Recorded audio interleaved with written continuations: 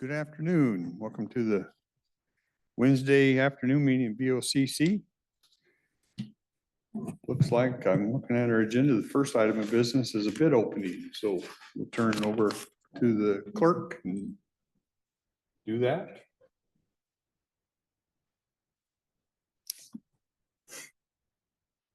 There it goes. This is the bid opening. Let's see.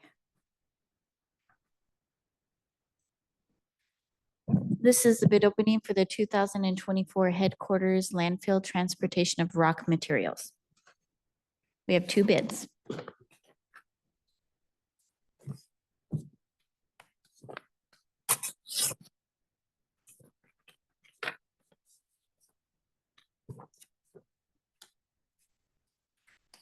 This bid is from JL Stordahl and Sons Incorporated.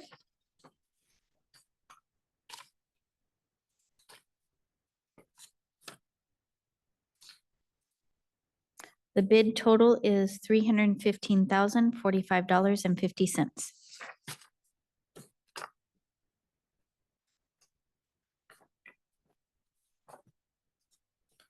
The last bid.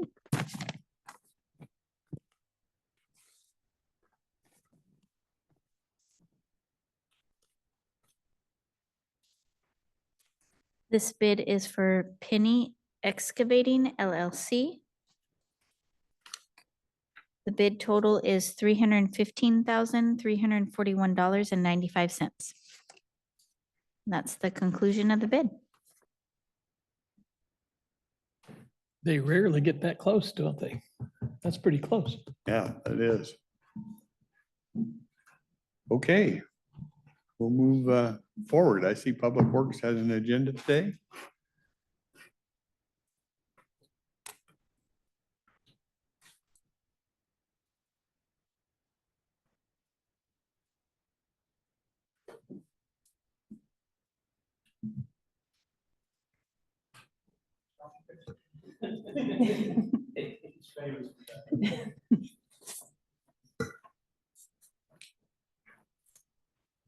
Sean worked really hard trying to keep all those balls up in the air. Yeah.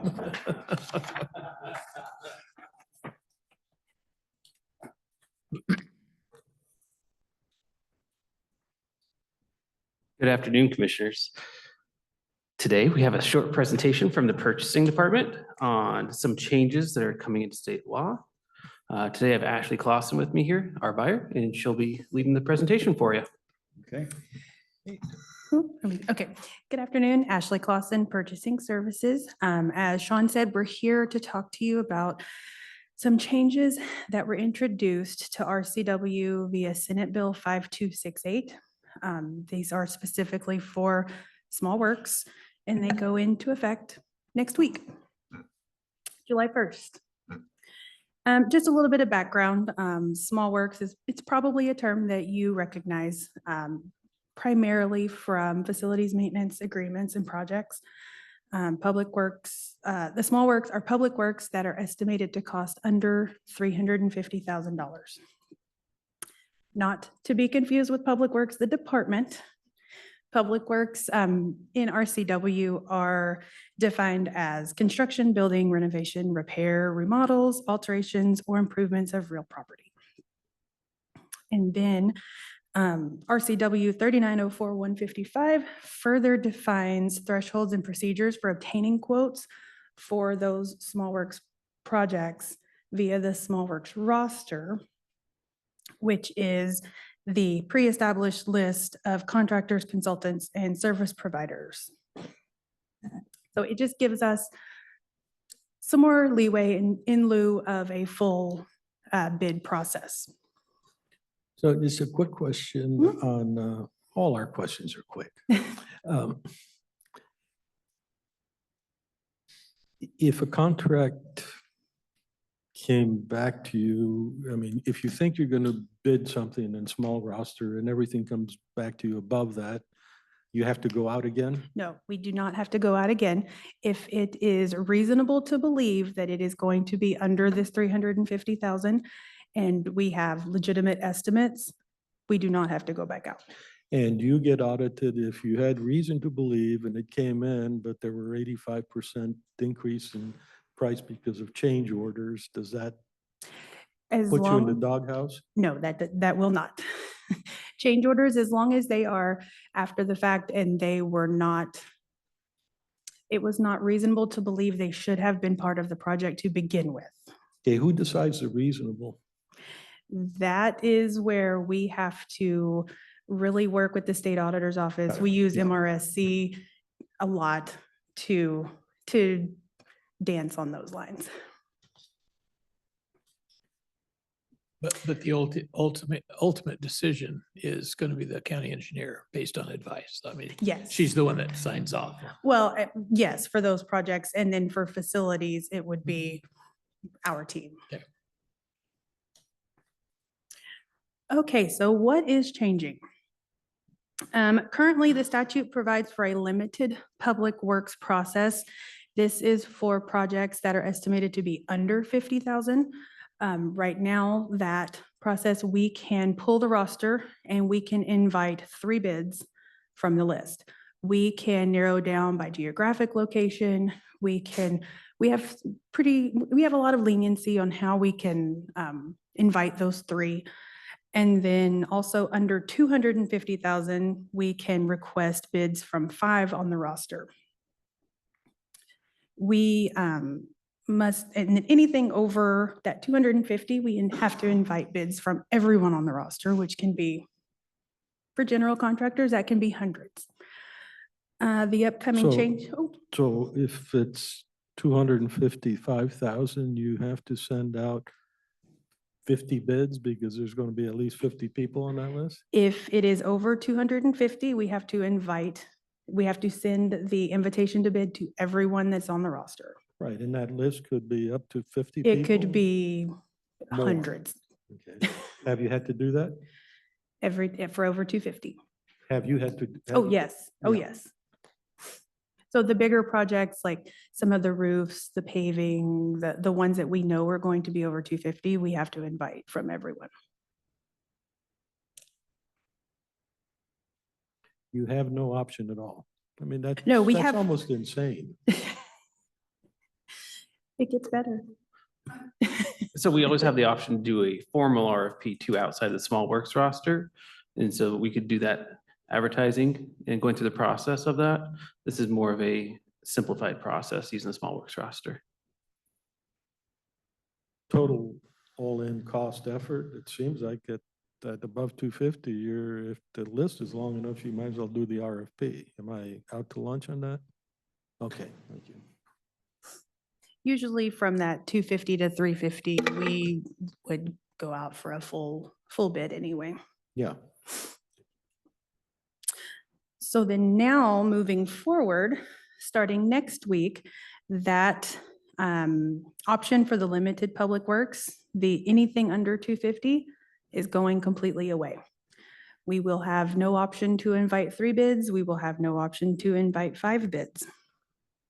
Starting next week, if the project is under $150,000, we have 2 options.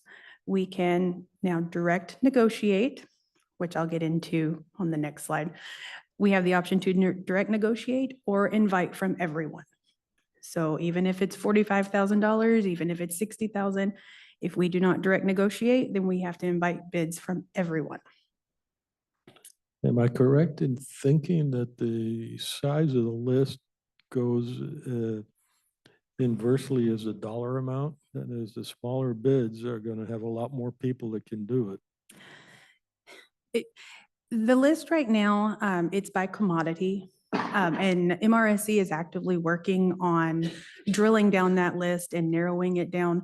Right now, what contractors will do, they will get on MRSC roster, they can click a button that says sign up for every single commodity, even if I don't do it. You might have ABM janitorial in general contracting or concrete. So MRSC is working on narrowing down that list to actually get them in these specific So categories. as of now, you'd have to send the ABM janitorial and the contractor the solicitation. Yes. Wow. I get responses all the time. I don't know why you're sending this to me. I don't do this. Are you on the small roster as an excavator?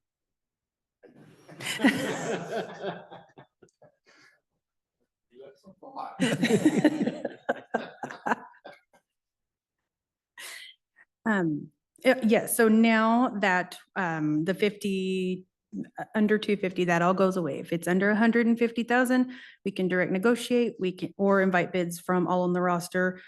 And then if it's over 150, we must invite bids from all on the roster now.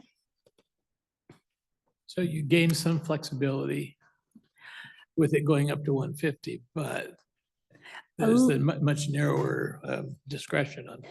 We gain a little flexibility, but they've also put some more restrictions in place with that in direct negotiation. So what does this mean for us?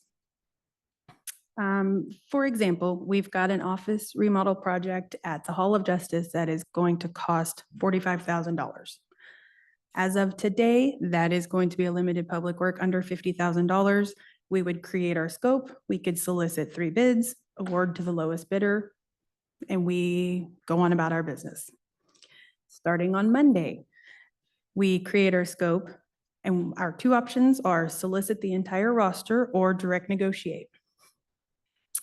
Here is where the additional parameters come in for direct negotiation.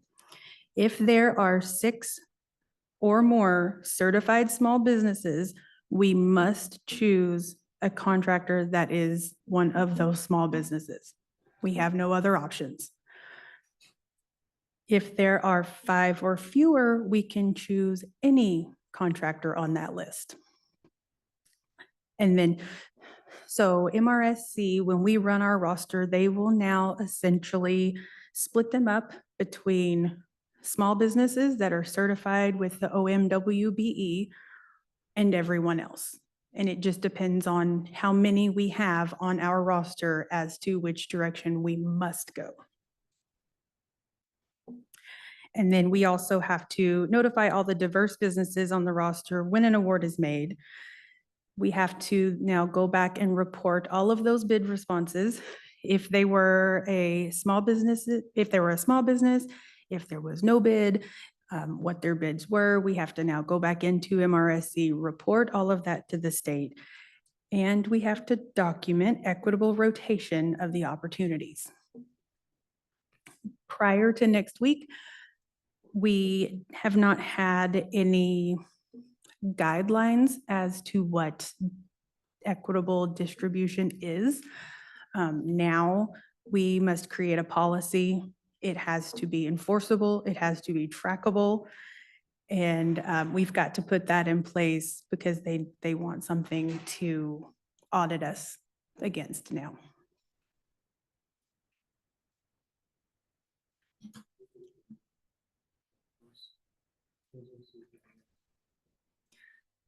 Yes. So the diverse businesses are, the OMWBE has created a new section called the Public Works Small Business Enterprise. And that is how these businesses get certified as a small business, and it's its own. There is no, correct. They do, yes, they do all of that. They do the vetting.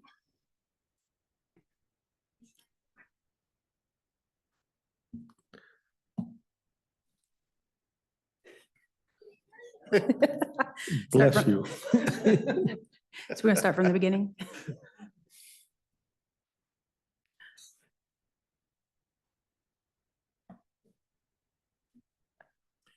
So again, the diverse businesses would be those that are minority or women-owned. Yes. Okay. But to be part of the Public Works Small Business Enterprise, there is no requirement to be minority-owned or women business. That is just the reporting that we have to follow up on. We have to make sure we notify all of them now. But you have to show rotation. So And you we do have have to to- keep track Yes, on who gets the extra contract work. yes. Is there any way you can circumvent I mean, all we care, or all I care for the county, and I think these two gentlemen would agree, is can you do the job effectively at the price that is quite acceptable? This oftentimes ties you down.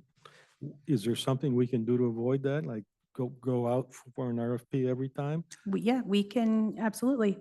We can do a But full you're bid still every time. constrained. You're still constrained with having to have minority content. Like, I think we No. talked about big construction, you have to have so many subcontractors and all that.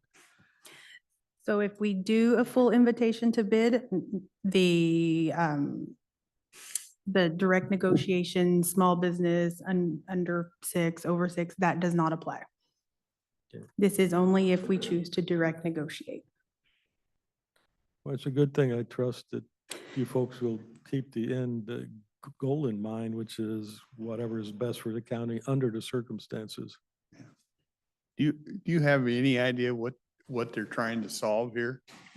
When I look at it, it just looks like somebody's political agenda. So do you know if there's something they're trying to solve? Yeah. So the next page is a, Funny you should ask. So now the why. The state says that in doing all of this, we're going to increase administrative efficiency by adding the direct negotiation, improving transparency with centralized data collection. There will be more small business utilization and it will increase the number of small projects being awarded to small contractors.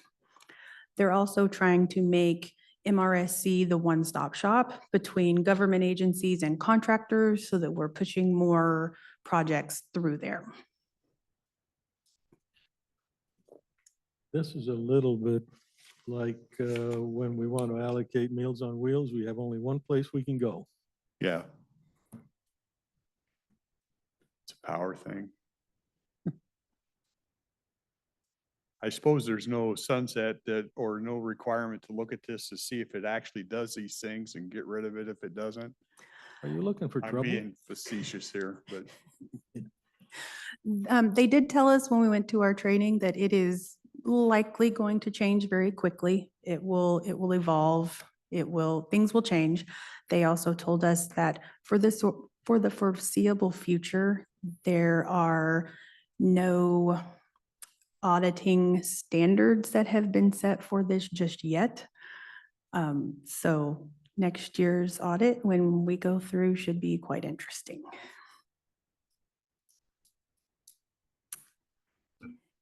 So then moving forward into our next. Just a quick question on that last statement.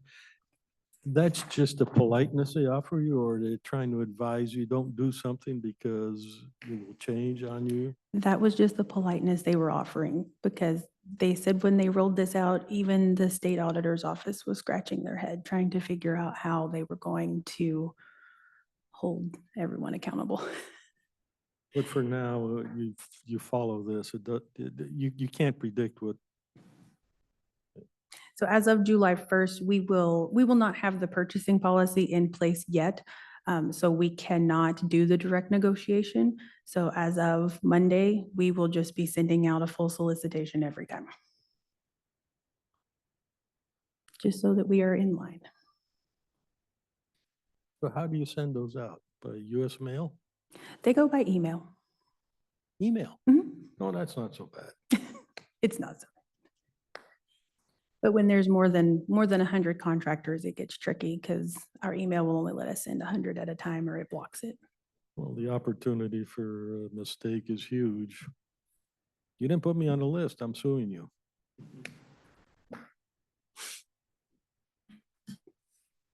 So then coming up, I am currently working on drafting resolutions for authorizing the implementation of the new Small Works roster and the process. Our CW states that we have to have the resolution in place before we can do all of these things. I'm also working on creating a small business utilization plan and updates to our purchasing policy. All of those are being drafted and reviewed, and we should have What is our Mm. timeline on that? As soon as we finalize review and legal review on that, we'll get a red line and a summary copy to the board to review. We are trying to address some of the issues that Commissioner Morrison brought up on how we can do the best for the county still and fall within these guidelines. And so it's an ongoing process, and we hope to have that to you in the next few weeks. So I'm, I'm curious if say, we have $10 million in contracts that we have to go through and do bids of one kind or another. What percent now do we rely on the small works roster? Is that are we talking 50% of our contracted work is small, or is it 10%? I would say the majority of facilities projects can be solicited using the small works roster. We've had some of the bigger ones. I think the roof because we combined Health and Human Services and which one? In the annex. I would say the majority can rely on the small works roster. And the answer to your question would depend on, did you mean on dollar value or count? I think you meant count. Well, if the goal is efficiency and administration at a certain point, it's too much work to bother with the small works roster process. Yeah, so it's count. You know, and you know, So I would, then you just end up hurting the small businesses. well, then that's exactly what the state needs to know. They're trying to help small businesses. But if they make it so complicated that we don't choose that option, it's on them. It's not on us. They need to stay out of business. This is where our attorneys need to plug their ears. What if I just draw a picture and we send a resolution back to Olympia? Yeah, there's some intrinsic, lots of problems. One, the rotation policy. How can you do something reasonable there? Ouija board. That was one of the things that was brought up in our training. That was put on by MRSC and the state auditors, and all of these organizations were there.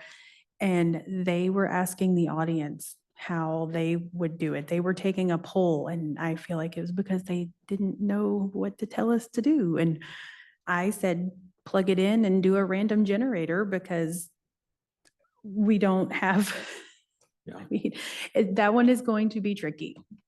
Have Under we the had any small circumstances- businesses complain that we've ignored them or any of that type of thing? Up to this point, no. Yeah. I like your thinking. The random number generator is the first thing that came in mind. If we're going to be arbitrary on this thing, let's be independently arbitrary. And that was one of the things that someone brought up, was that, just start at the top of the list with A every time. Well, if you run your list 4 different times, if that same contractor's on the top, how do you determine what you're going to do next? Like, what You don't have to you have to worry. get too far You don't into. have to be concerned about that, because I'm going to change the company name. Oh, just put ones and stars and. Everybody will be A. Mhm. There's A, there's Triple A, there's A triple excavating, A excavating. And that's double where A, we're gonna triple go. A, quadruple A excavating. Got one up on you.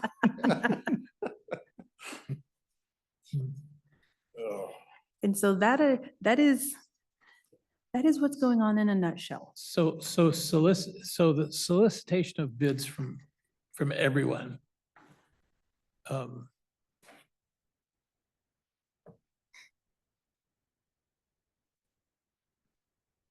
Just involves sending emails to everybody saying, hey, you're invited to a bid. That's a fairly, I can imagine, I know how many emails I get from one solicitation for a campaign, and it's just multiplied out of control. It ought to be relatively easy. So just do 100% solicitation all the time. Yeah, What's the problem that's the is- simplest. The problem is, when I get 100 solicitations, I now have 100 obligations to be totally bulletproof in my decision between the 100. So I can't just, like, I'm sure you and I get over 500 emails a day. I look at the titles and 90 of them just got flushed. You can't do that. Cannot do that. And so a good example. So how much do you actually charge for an application fee? We do not. Why not? I Is like- that not allowed? Is it against the law? I don't know that. Because that would cut down on the people that, I like your thinking, but I know it's. I mean, we won't be charge accepted. application fees downstairs at building and planning all the time, right? So $150, I mean, I have no idea what would be realistic, but you know, when we run for office, it's 1% to file. Of course, they're bidding, so You might be able to not do it by getting an outright non-refundable fee, but you might be able to ask them to post a bond that is refundable. And we do. Bid bonds are required by the state over a certain amount. For the smaller projects, we don't always do bid bonds because they have to pay for those. Under, I think, 35,000, we can waive that bid bond. But the bid bond. that's for performance though, right? No, so the bid bond is, the performance bond is done after for the actual performance of the work. The bid bond is for the bigger projects. It is submitted with the bid paperwork, and that just says, I'm submitting my bid, and if I am incredibly underbid, I won't pull my bid. It sticks. So if they bid 5,000, the next bid up said 10,000. Oh, well, I'm leaving money on the table. I'm pulling my bid.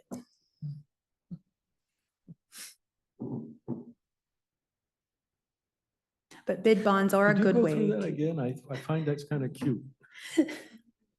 So if we have bids come back and we require the bid bond. Yeah. The bid bond says that they are submitting this bid, and if they are the low bidder, they will sign the contract. Right, they can't just say, oh, forget it. Yes, they can't find out later that they left money on the table and say, oh, well, I don't want that. I'll Perfect. pull my bid. How much does it cost them to do a bid bond?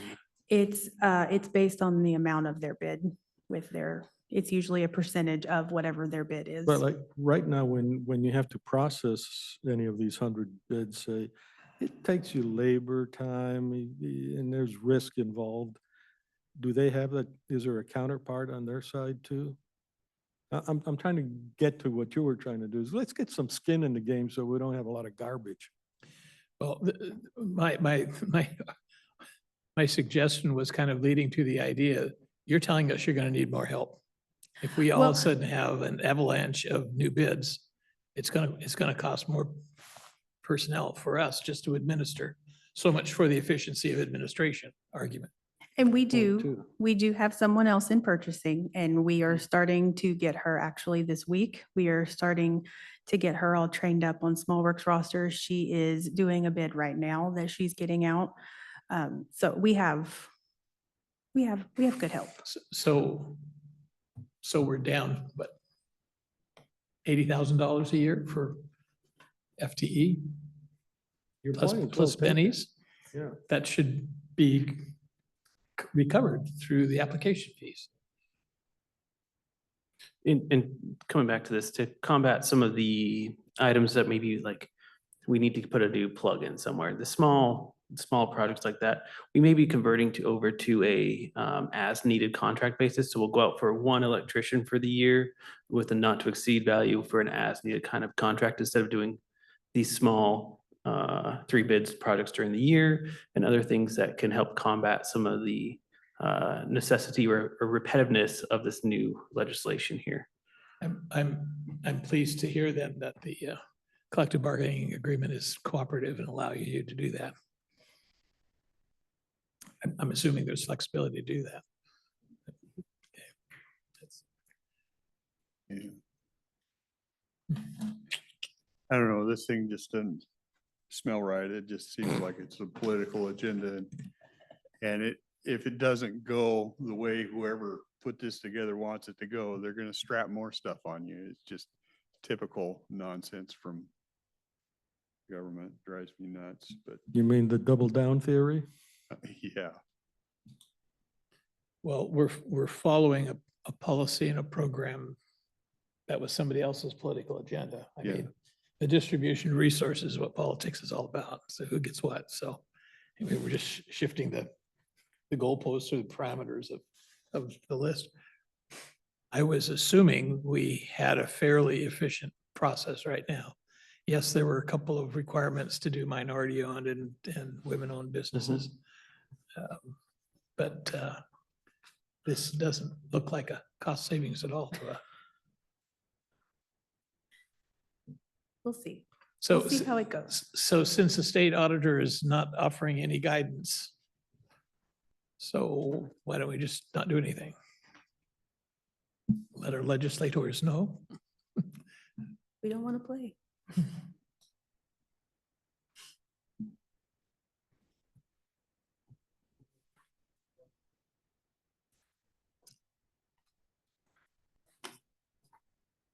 Well, contractors who follow the rules downstairs pay ahead of time, pay to play. And if, so.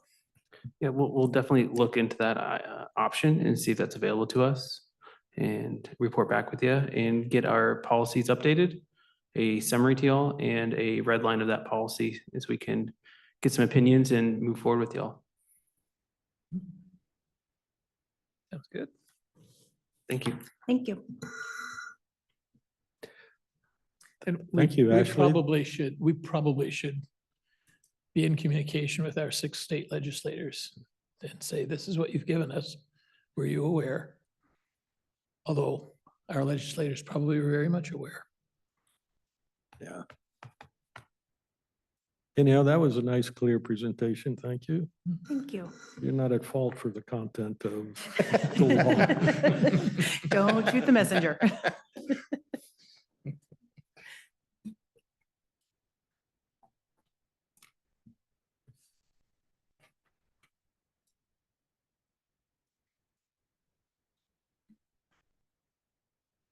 So we're ready for some good news. Oh. Talk about state agencies we love. We're going to go to the Department of Ecology next. Mike Moss, Public Services Director. We have on their PUD landfill project update. We visited with the PUD earlier today, and we're in pause mode for the gas to energy project at the landfill due to some requirements put in place for the permit from the Department of Ecology. I'll let Sean maybe explain a little bit what the requirements are. So in the gas energy plant, there's a process to pre-treat the gas coming into it, what they call CADOX. Certain processes would require a significant amount of capital and ongoing O&M costs that may make the project much more expensive on an annual basis moving forward. Ecology has been insisting on that technology put in, and we are trying to not have it, and so that's kind of an impasse on that currently. I believe the district is working on that with them and continuing down the path to make this project viable. So it's a permit that the PUD has to get for the process, or? Correct, it's the PUD's ecology permit for that, yeah. Presumably, I can put a sensor on the tailpipe of the generator and say, oh, you didn't clean your gas. Pretty much. And they're talking about pre-cleaning rather than post-cleaning. Correct, yeah, gas conditioning. So are they doing that now with our huge stacks? That's what's so odd about it, that Ecology is putting roadblocks to make us stop this project. Instead of producing energy for 4,500 homes, they'd rather flare it, which doesn't make a lot of They sense. prefer the Makes zero flaring. sense. Yeah. Makes zero sense. Yeah. And so, State Department of Ecology. yes. So are you talking to regional folks, or is this Olympia speaking? My understanding, this is Olympia speaking. So do we get any help from our regional folks, the folks that we've been working with and meeting with? I believe they've engaged a task to some consultants that are familiar with this, our local other legislators as well, and the local other departments that have some sort of influence here. And it's just a process they're trying to get through. Exploring other options, in order to put that gas in the gas line, if you chose that path, you'd have to clean it. Is this the same equipment? It's, I believe it's a different type of equipment, a different process for the internal combustion engines. And my guess, based on what you're saying, is that this cleaning thing is a $5 million piece of equipment? That's what we initially heard. I mean, some of our conversations, they're more worried about monthly O&M cost of keeping this equipment and keeping the conditions where they're asked to keep them at. That the levels are being asked for the preconditioning are such high levels that they don't know if the equipment they have would continuously keep it at that level, where they'd have to do some major renovations along the way or have some major monthly and yearly O&M cost. Because they're talking about today up to $100,000 per month to keep it to the level that the state or the ecology is asking them to keep it at. I believe that's in consumable items that get used through the process. I'm still confused.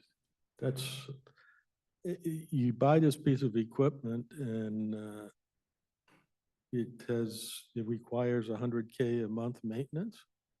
Of consumables within that process. Consumables. Yes, sir. Oh, chemicals and stuff they inject into it or something? Mhm. Absorbents, chemicals, things of Does that it nature. produce any waste material that they have to dispose of? It would be, yes. So it goes through a filter or does something, It would go back into the landfill. go back into the landfill, and then we reburn it or something? And we can certainly bring PUD back in here, their engineers. You guys met them at one of our Tuesday meetings to give you more details. We literally, like, we talked to them this morning at 10 o'clock, so we haven't got all the details. They just asked to put on pause, and actually our contract, our agreement with the PUD for the exclusivity for the gas rights ends fairly soon. So we may be coming back to do a short extension to make sure they get the answers they want from ecology. So regardless of whether we can reuse this equipment or not, if you, the Click It That guys decided it was more economical or more financially beneficial to go put the gas in the pipeline. And we've looked at that here, and with this new wrinkle, does that shift the decision? We had that discussion this morning. I don't know if we have the volume yet for that, but that's certainly something we discussed in-house.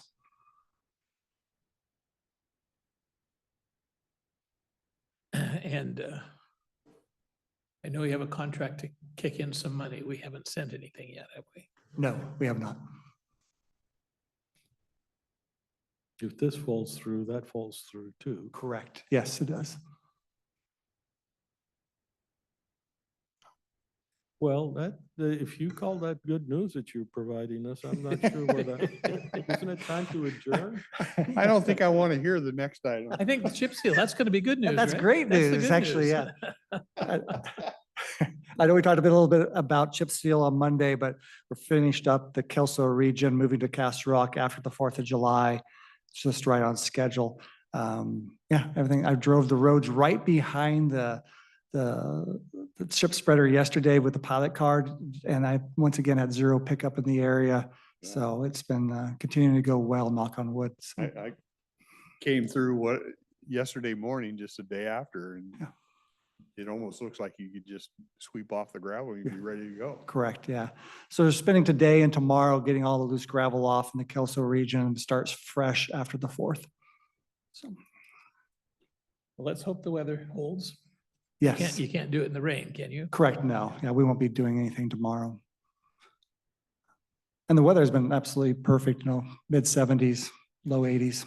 So, It can be too hot to do. Yeah, I mean, we still pave or chip seal, but when it gets in the 90s, it's challenging for staff, equipment. With this new oil though, we still might be able to get away with it. A lot of times you might have to put sand down when it's that warm to keep it from getting too tacky.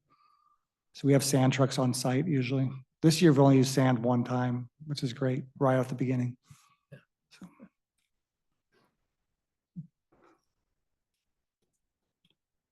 When I was, I'd worked summers for the city of Centralia when I was going to college. And we go out in oil, I don't know if they do it this way anymore. I think they call it snivving, and we'd stand behind a Yep. truck full of gravel, they'd pour some oil and we just start shoveling. Yep, we still snivvy, Do you we still do do that? snivvy patches and do smaller sections with that, correct? Yep. Yeah, we'll call you up, AAA excavating when we need Yeah, and some. then when I fall over from a heart attack, you gotta deal with that.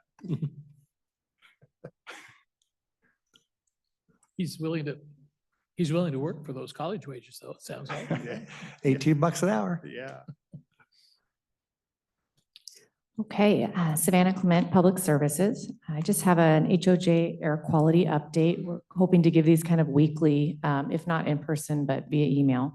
We met this morning at 8 a.m. with all of the interested parties, and Risk spearheaded a lot of the conversation, but essentially we've received summary results from the 24 air sample testing that were conducted last week, I believe. And no real alarming results, which is good. No required evacuations of the building. There will be some kind of continued remediation.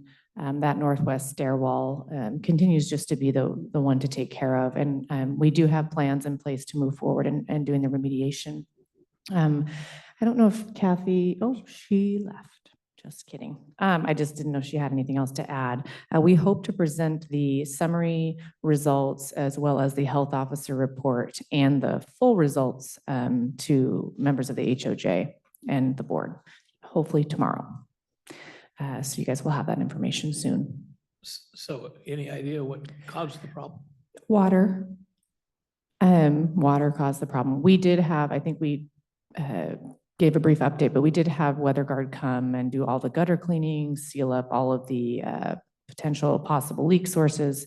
And then we're also moving forward with looking into an envelope specialist in the near future, hopefully next week, to take a look at some of the crevices in that building. If you look at the gutter system from the street, you can see the gutters actually go back into the building itself on the inside.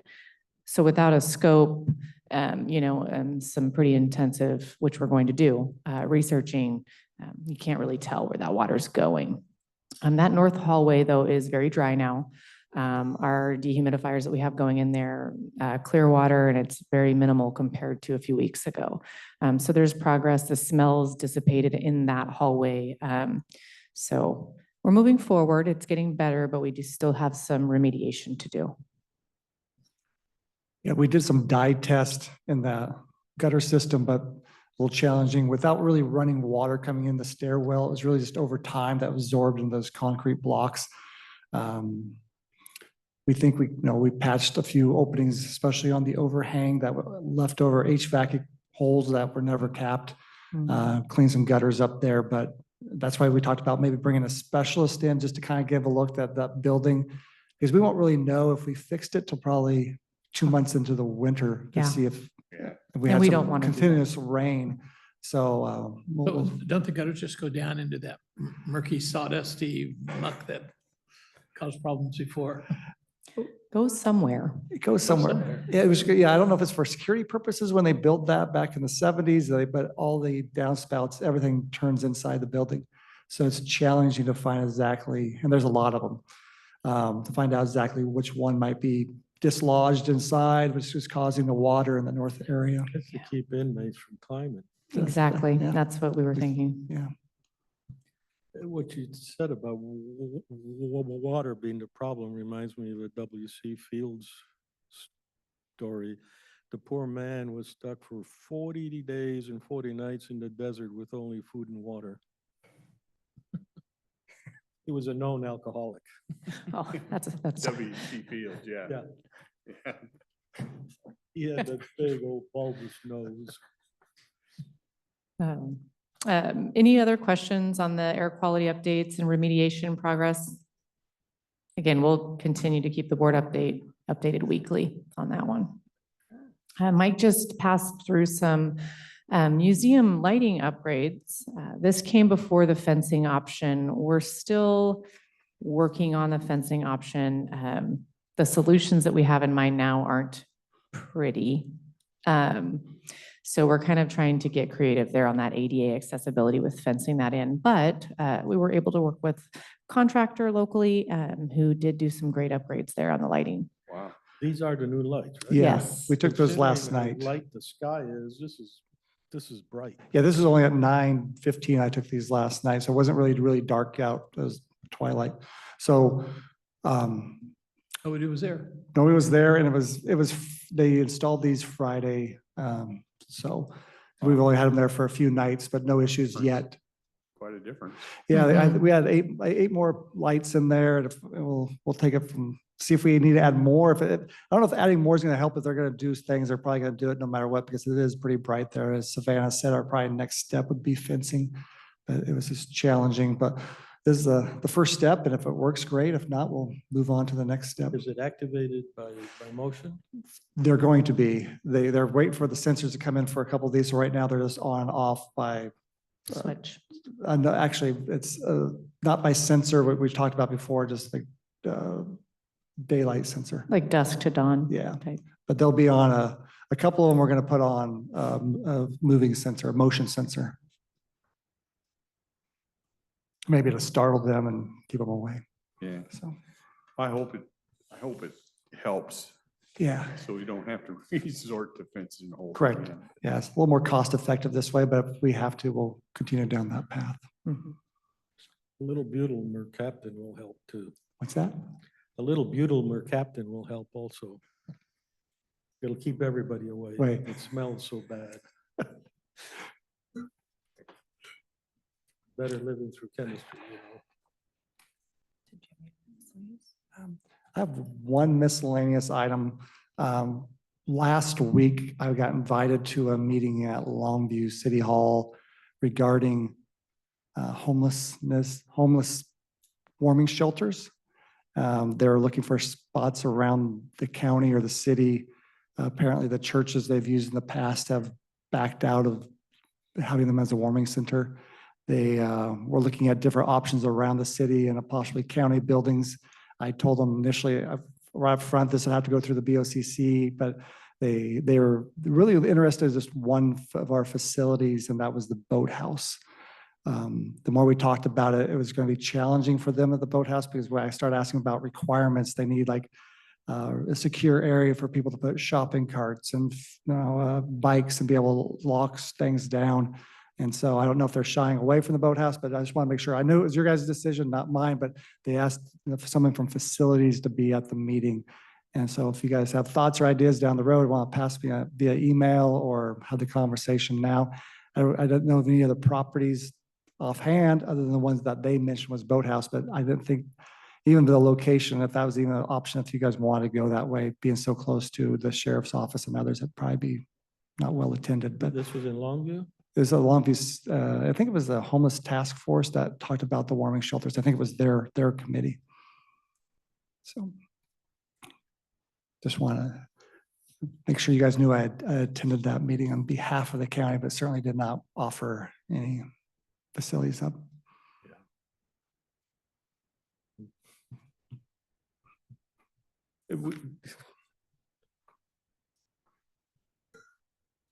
No, I'm not going to say it. Okay.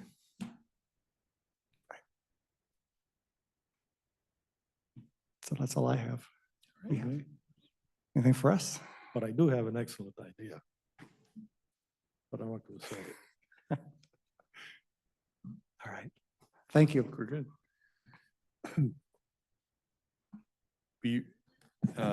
Before the 2:30, maybe we can talk about, and I think you're probably all familiar with this, it sounds like, that little map I gave you.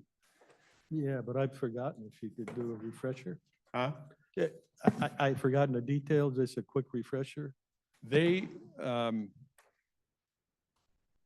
wildlife is working with what you see in this whole magenta or whatever square is all Weyerhaeuser property, and over time, they would like to purchase that from Weyerhaeuser Yeah. over time.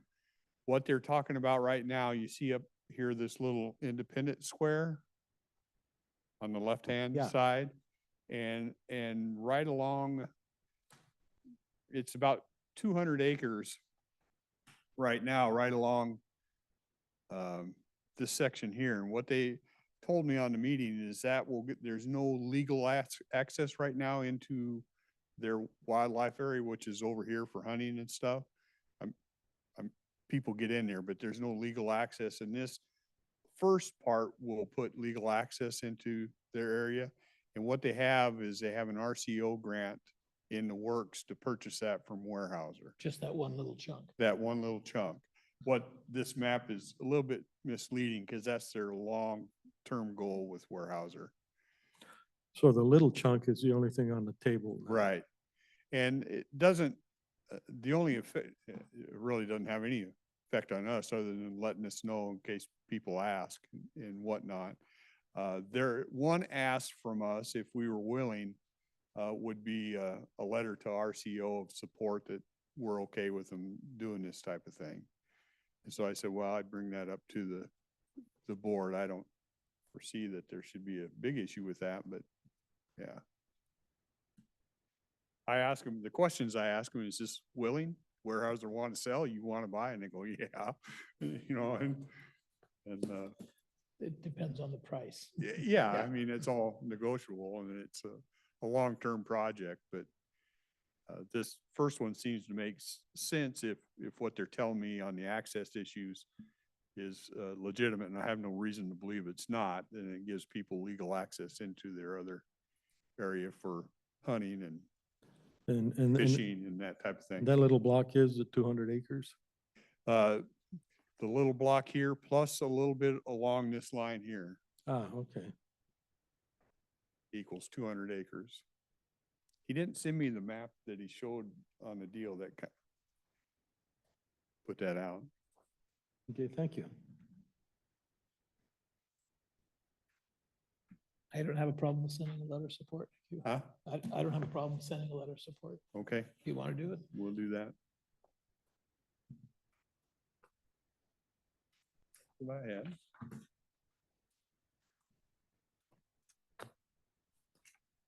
Did you want to take a short break before Let's take a 2:30? short break. I'm going to Okay. go across the street and tell people that we're about to start. Yeah, good, good. We've been trying to get people here for sure. Because they ask us tons of questions where I know. an expert can answer it.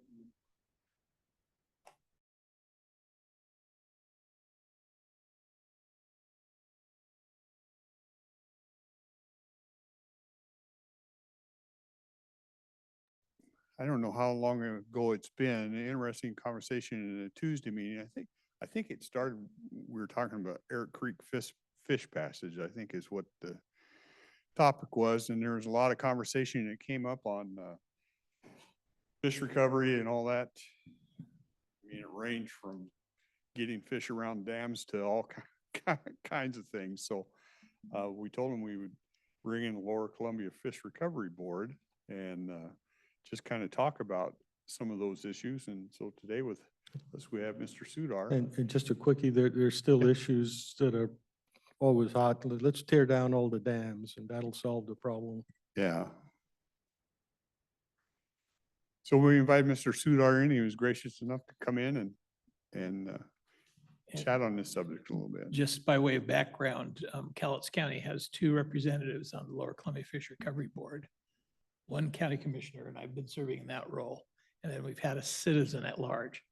And for many years, it was Randy Sweet, who is a port director down at Kalama. And he spent many years on that board. And for the last 5 years or so, Hal Mankey, who's also known as Mr. Steelhead, has been representing us on that board. And he retired, and we nominated Robert Sudar, who's been very active and involved in fish issues. So he's been giving reports for quite some time for different various groups. So ideally situated to share the information. Anybody go listen to that, talk about salmon, favorite topic. So, I'm newer on the fisheries. Is the bright green light on? It is.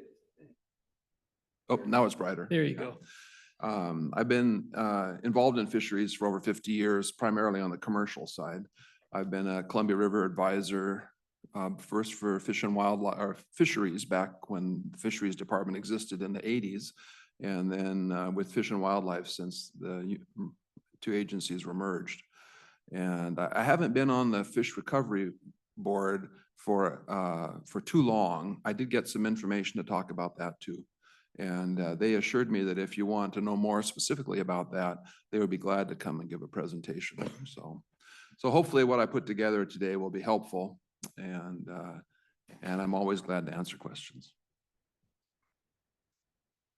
So I was going to use a pointer a little bit, but since you're all looking on the screen, that won't help. So I'll verbalize what I need to. So today, working for me? Not yet. Don't give up on me.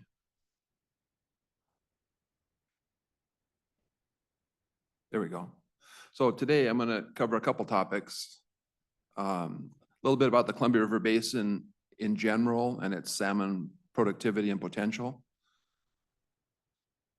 How are Columbia River fisheries managed? Challenges of combining ESA-listed salmon recovery with existing fisheries. What impacts salmon recovery?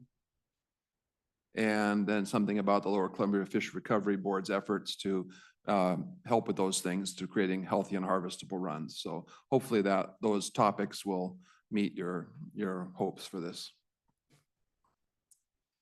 So this first picture is the entire Columbia River Basin, areas that drain into the Columbia from up in BC where Lake Columbia exists, from as far east as a little bit of Wyoming and Nevada, and certainly Idaho and Montana and Washington and Oregon. And on the drawing, the little circles show dams, primary dams that are on it, either federal dams in red or some other local dams. But lots of changes in the habitat on the Columbia over the last 100 years. A quick question on that? Yeah. Should we assume that the aquatic continuity in the absence of the dams means that before the dams, we would have fish going all the way up to the northernmost point? Yes, yes. Yeah, up into, way into Canada and out in, on the Snake out. I can't say exactly how far, but much more. So this next slide, I think, will help answer that. So this shows that same basin. It shows areas in brown that were never available to salmon. In orange are areas that used to be available to salmon, such as up into Canada, following above Grand Coulee up into Lake Columbia, that were cut off, areas above the Hells Canyon dams that are no longer available. And so what's producing salmon now are the areas in blue. That's how much of the original Columbia River Basin still has spawning habitat and anadromous fish runs. Does that help answer the question? It does, although the weighting factor, primordially, would the orange area have contributed as much or as more as in the blue? I can't really answer that for sure. I can say that the area into Canada was a big producer. And if you've been in the area for a long time and you heard about June hogs that used to talk about really exceptionally large salmon, they used to head up into Canada, into the Arrow Lakes region. And that was a major contributor to what was in the Columbia, and that it was all cut off. So I think also over into Kettle Falls and into those areas, those were all cut off also by Grand Coulee and Chief Joseph dams. So I don't know ratio wise how they compare. It was significant though. Yeah, it was significant, right? There are various runs in the river. We got spring Chinook, Summer Chinook. Now, the Summer Chinook is a kind of a small divot there in the center. That used to be much larger when those Canadian rivers and lakes were available. That's diminished significantly. Matter of fact, when the first commercial fisheries started, they basically just focused on spring and summer fish and were less interested in fall because of differences in quality. So what we're seeing here is a 10-year average? Yeah, I think it says 2008 to 2017. It's sometimes difficult, but those trends are similar regardless. If you go back a little further, probably into the 80s and 90s, there would be some similarities too, because a lot of the wild runs were significantly diminished after the completion of the last dams in the 70s. Sockeye shows there that run is actually recovered quite significantly. They are primarily wild fish headed to the Okanagan and Wenatchee river systems. There is an endangered run in that. It's the Redfish Lake that you hear about. I mean, that's about almost all you hear about are Redfish Lake sockeye and how they're endangered, but they're just a little tiny bit that goes to Idaho in comparison to the overall sockeye run. And this year that run is predicted to be 400,000, and they already have over 330,000 over Bonneville, and it's not even at the halfway point yet. So it's overall, that's a pretty large significant, and it's come back due to some stream improvements and water flow issues over the last 20 years. I can't see your map there to read it or your graph, but the summer run of Chinook, show me Okay. you pointed out with the pointer there. Yeah, I'll make sure I don't quote Commissioner Weber. Right there. Yeah. Okay. Yeah. And when is the peak of that summer run about? Well, at Bonneville, it's right around now, actually. The halfway point is in a couple days from now. Oh, okay. When does Yeah, it open up if I for could, to help, can you come up here and turn the mic on? You can't hear me when? I can hear you well, but this is being recorded and he's answering questions that people can't hear. Oh.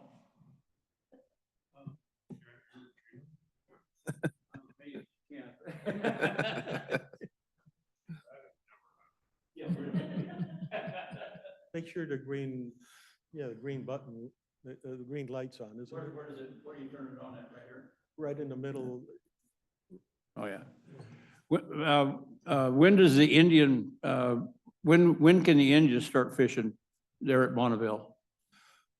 On that summer run?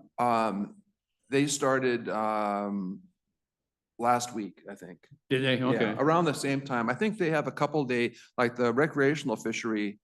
Well, it continued from spring into summer this year, but it technically transitioned on the 16th of June from spring to summer. And I think the tribes have a couple day delay and then they start fishing. So, Okay. so they're fishing now. And for how much longer about? It's a quota system. I'm not sure just what their quota is this year, Okay, but it's on a quota system. okay. So the run below Priest Rapids Dam, because that summer run is still destined for the Wenatchee, the Similkameen, the Okanagan, those rivers in the Upper Columbia. That run is split half between the treaty tribes and half between the sport and commercial fisheries. It also includes a fairly significant portion that's harvested in the ocean. So it all gets divvied up in different quantities through quite a few different user groups. Okay. So, but the tribes get 50%. Okay. Thank you. A few sentences ago, you mentioned 390,000 or 400,000. Yeah. How is that? That's obviously an estimate. So yes, so that's a prediction. They do count them at the dam. So the preseason prediction, a lot of it's based on migrant outflow numbers they collect at sampling, and then they look at ocean conditions, and they have a lot of models that computer modeling is almost everything on fisheries management. Now, if you can't model it, you can't do it. And Can you trust it? well, it's better than anything else we have. And, Okay. and they're surprisingly good. They get a lot of criticism, but really they do a pretty good job. Big Yeah. factor in the ocean is the temperature. It can be temperature. It can also be food availability. And I have a chart towards the end that shows about 20, 30 different factors they look at in ocean productivity. But certainly temperature is a factor. And you'll see in that chart how the blob affected ocean productivity. So.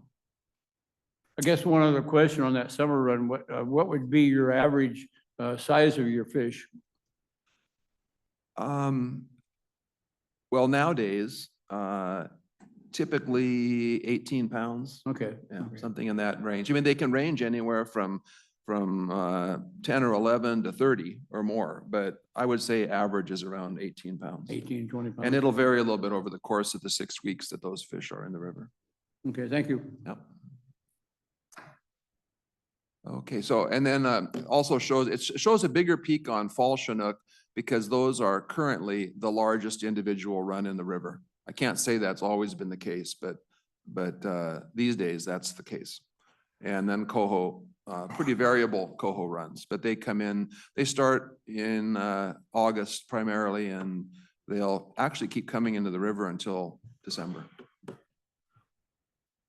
Okay, I got a question here. I'm looking at your fall season there, Okay, which basically starts 15th of August, and it shows the peak. Now, is that graph, is that last year's, or what is that graph? well, no, so that's an average of 2008 to 2017, but it's not particularly different these days, year to year. It can vary some, a week or so, or maybe even 10 days, but primarily the overall Chinook run into the Columbia tends to peak in the first couple weeks of September. Okay. I got a problem with the whole thing is about where it peaks, it's always shut off. You know, some people can't get out every day, some people can and all that. So why do they shut it off when the peak of the run is? Well, the season is determined at the North of Falcon program process, which is a multi-state and governmental series of meetings that take place in the spring to look at what the next year is going to look like. And each user group attends that, and certain leaders in the group decide when they want to fish. And the majority of the recreational leadership wants to fish in August. That's their decision. So you only have so many fish available, and only so many, well, I haven't talked about impacts yet, but ESA impacts, which is how many of the listed runs you can affect during your fishery.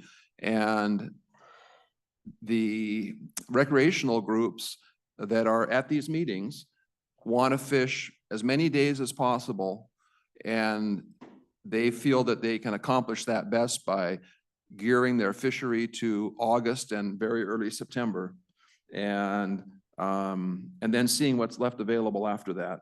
So one thing that's changed quite a bit is that the guide industry has grown tremendously, and so guides want trips, and so they can develop more trips if they fish a longer season. So they look for how that fits, and that's just the reality of how the recreational fishery is determined. Yeah, they don't care. As long as they can fill their boat up with people, they don't care how many fish. All right, the next question is, what are you doing about the seals and the cormorant? So Maybe we could let him go, proceed with you. I do have something about seals and cormorants at the end, so I will, I'll get to that. Okay. So, okay, let's see what's next here. So this graphic shows where our fish go. These are the color, it's color coded to different origins, but if you look where the red fish is and you follow that out, Columbia River are salmon, many of the runs are far migrating to the Bering Sea up towards Gulf of Alaska for sure, actually. And so they travel a long way. They spend a lot of time in Alaskan waters, and they are significant portions of fisheries all up and down the coast, not just what happens off our coast or in the Columbia. And so, excuse me, you can see where, there's the lower Columbia stocks is the pink line, and that would be more like Tule Chinook, which are typically what we have spawning in the lower river here. Most of our lower river stocks are Tule stocks, not all of them, but they're significant to Canadian fisheries and to our coastal fisheries. And the upriver brights and the Snake River fish are the ones that migrate even further. So the next slide will show how they contribute coast-wide. On this slide, there are no lines coming out of Alaska. So the yellow line is Alaskan Chinook. So this is Chinook only. I should have probably said that. And the yellow lines up at the top are Southeast Alaskan Chinook runs. Really, the Columbia is the world's largest producer of Chinook salmon. That nobody produces more historically more than the Columbia. And even today, the Columbia is the biggest producer as a single entity of Chinook in the world. It supplies fisheries all up and down the coast. And there are still some really healthy runs in the Columbia that aren't publicized adequately. So, this next slide. So this shows how fish are harvested. That big dial at the top, that is the Southeast Alaska troll fishery. And the green segment is Columbia River fish. So 20 to 25% of what they catch there are our Columbia River salmon. And the red section is Washington, Oregon coastal stock. So 35% of what they're catching in that fishery is Washington fish. The contribution of actual Alaska Chinook is that little gray segment up at the top of that pie chart. That's how much are actually Alaskan fish. The rest are either BC or Oregon or Washington fish. Should we be charging them a per fish fee?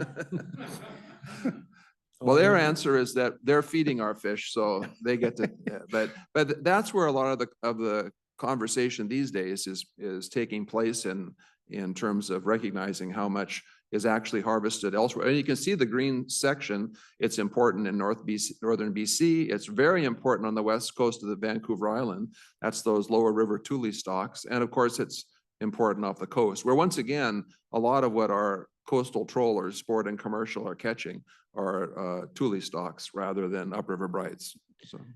So these are undocumented fish, so we don't know, how do we know that it's an Alaskan grown fish versus a Columbia grown or a Columbia hatched fish? That comes out of a market up there, you mean, like that, or? Like, I'm a fisherman, I picked up a fish. What markings does it have that I know it came out of the Columbia versus out of Alaska somewhere? Probably none that you could determine. If you had the head, fisheries agent could scan it for a pit tag, they insert little wires in the noses If of it's the a snake. hatchery fish. Yes. We're only talking hatchery? No, this is all runs together. Yeah. Yeah. So other than that, they can do genetic sampling, but I don't know how much of that they do in Alaska. You can determine it more completely than that if you want to do the science. I was just trying to understand how we even get the data in the pie chart. Yeah, so they do enough to do that. But what percentage of the run they're analyzing, I can't tell you that. So, but these divisions are pretty well documented that this is what's happening in those fisheries. That would be based mostly on a sampling of fish, taking the hatchery fish and saying which ones came from where, and then they extrapolate to the whole field.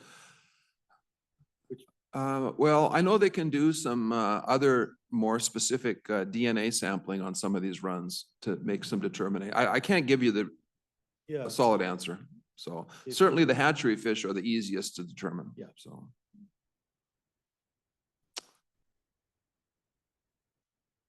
So things to know about Northwest salmon. Salmon are designated as a food fish in Washington law. They're not a game fish like trout or steelhead. They were originally managed by the Department of Fisheries, which was eventually combined with Fish and Wildlife. And so now the fisheries is gone and both food fish and game fish are managed by the Department of Fish and Wildlife. And ever since then, there's been a decline in commercial fisheries and a transfer of harvests from the commercial sector to the recreational sector. That's just been a fact since throughout the last 30 years. It's been at sometimes a slow pace and sometimes rapid. Who pays for salmon?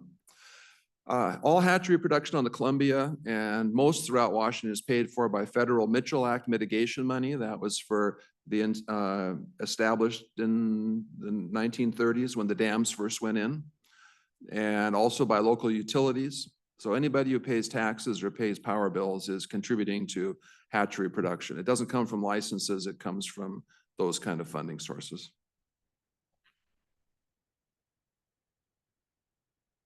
About 10% of the public buys a recreational fishing license.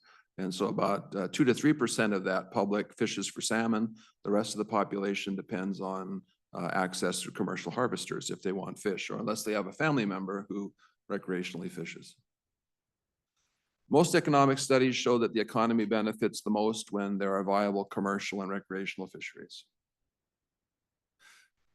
This shows the Columbia from the mouth to McNary Dam. And the first half there, zones 1 to 5, that's where non-tribal commercial fisheries can take place. And zone 6 is the area for the primary tribal fisheries. And then recreational fisheries occur along that whole length on into the Snake, up into northern Washington and in all those side tributaries. So there's a lot of different groups that have fisheries in different parts of the river. That's why sometimes when you hear somebody say, well, one group got so much in one location compared to what somebody else got, the fishing zones are not consistent. So it's helpful if you can really drill down into which areas they're talking about rather than just cherry picking the ones you want to tell your story. Now, we also on the commercial fishery in the last 40 years or so, they've developed some select areas that you might hear about where smolts are released in areas where they didn't have native populations. And those are primarily for commercial harvest. There's one at Youngs Bay as you cross the bridge from Astoria to Warrenton. On the left there, that's Youngs Bay. Tongue Point, Blind Slough, and on the Washington side, Deep River, a not very productive site. But commercial fishermen and recreational fishermen can fish in these areas. And about 30% of what's produced in those areas is actually caught outside of the area in ocean and buoy 10 fisheries. So they contribute, they're primarily set up for commercial fisheries, but they contribute to both in fairly large numbers. Is it obvious in a case where you can say like Deep River is not a productive champion? Can you see that from your desk, just sort of knowing the environment there? Is it temperature, food, predation?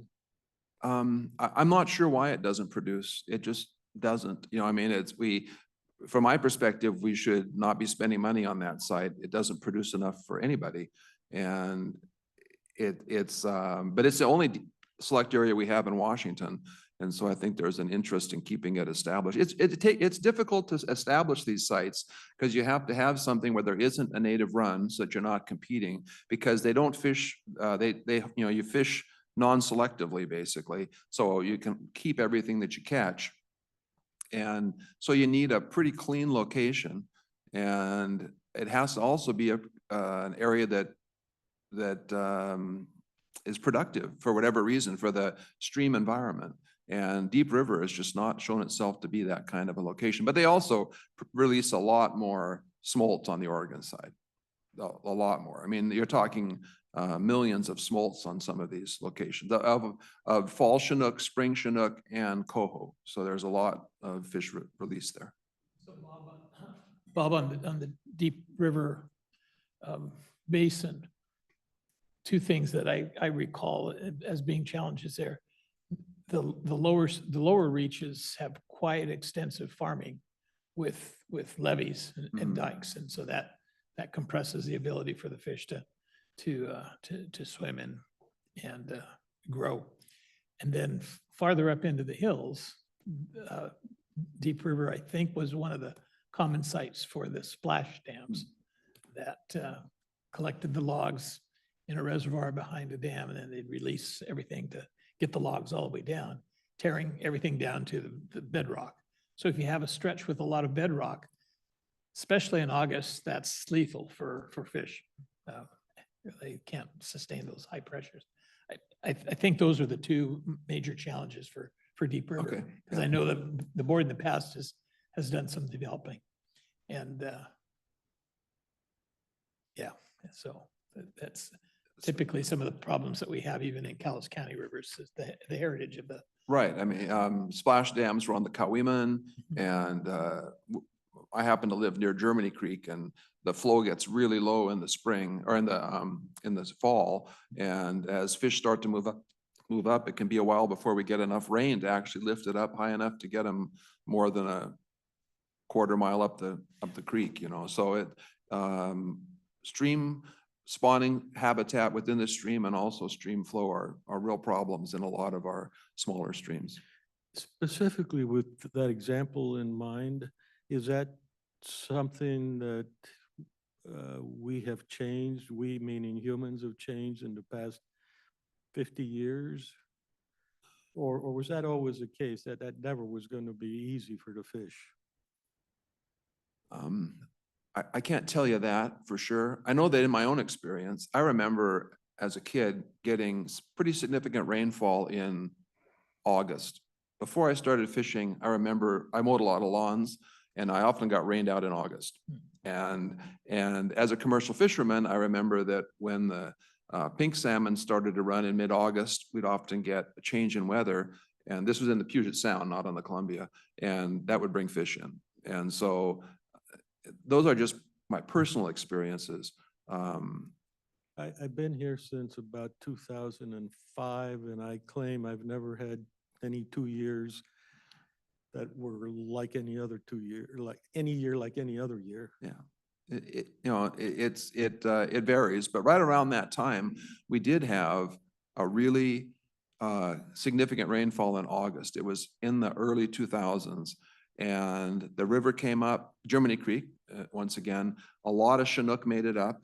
I don't know why there were so many available that year, and the next year they had several million smolt go out of Germany Creek from that spawning. So, water habitat is certainly critical for the. Those were not hatchery then, those were Were wild spawned, yeah. I could make a little PS to that as far as your age and my age and remembering when. The timber harvest where we had a lot of timber on the hills that held back the rain or held back the water, and the streams were always flowing well. Cowiman River, hell, I was raised on basically the Cowiman River. You on Mill Creek or Abernathy, I don't remember which. Germany Creek. But there used to be a lot of water coming down the rivers, creeks. And now there isn't any because there's no timber to hold back the water.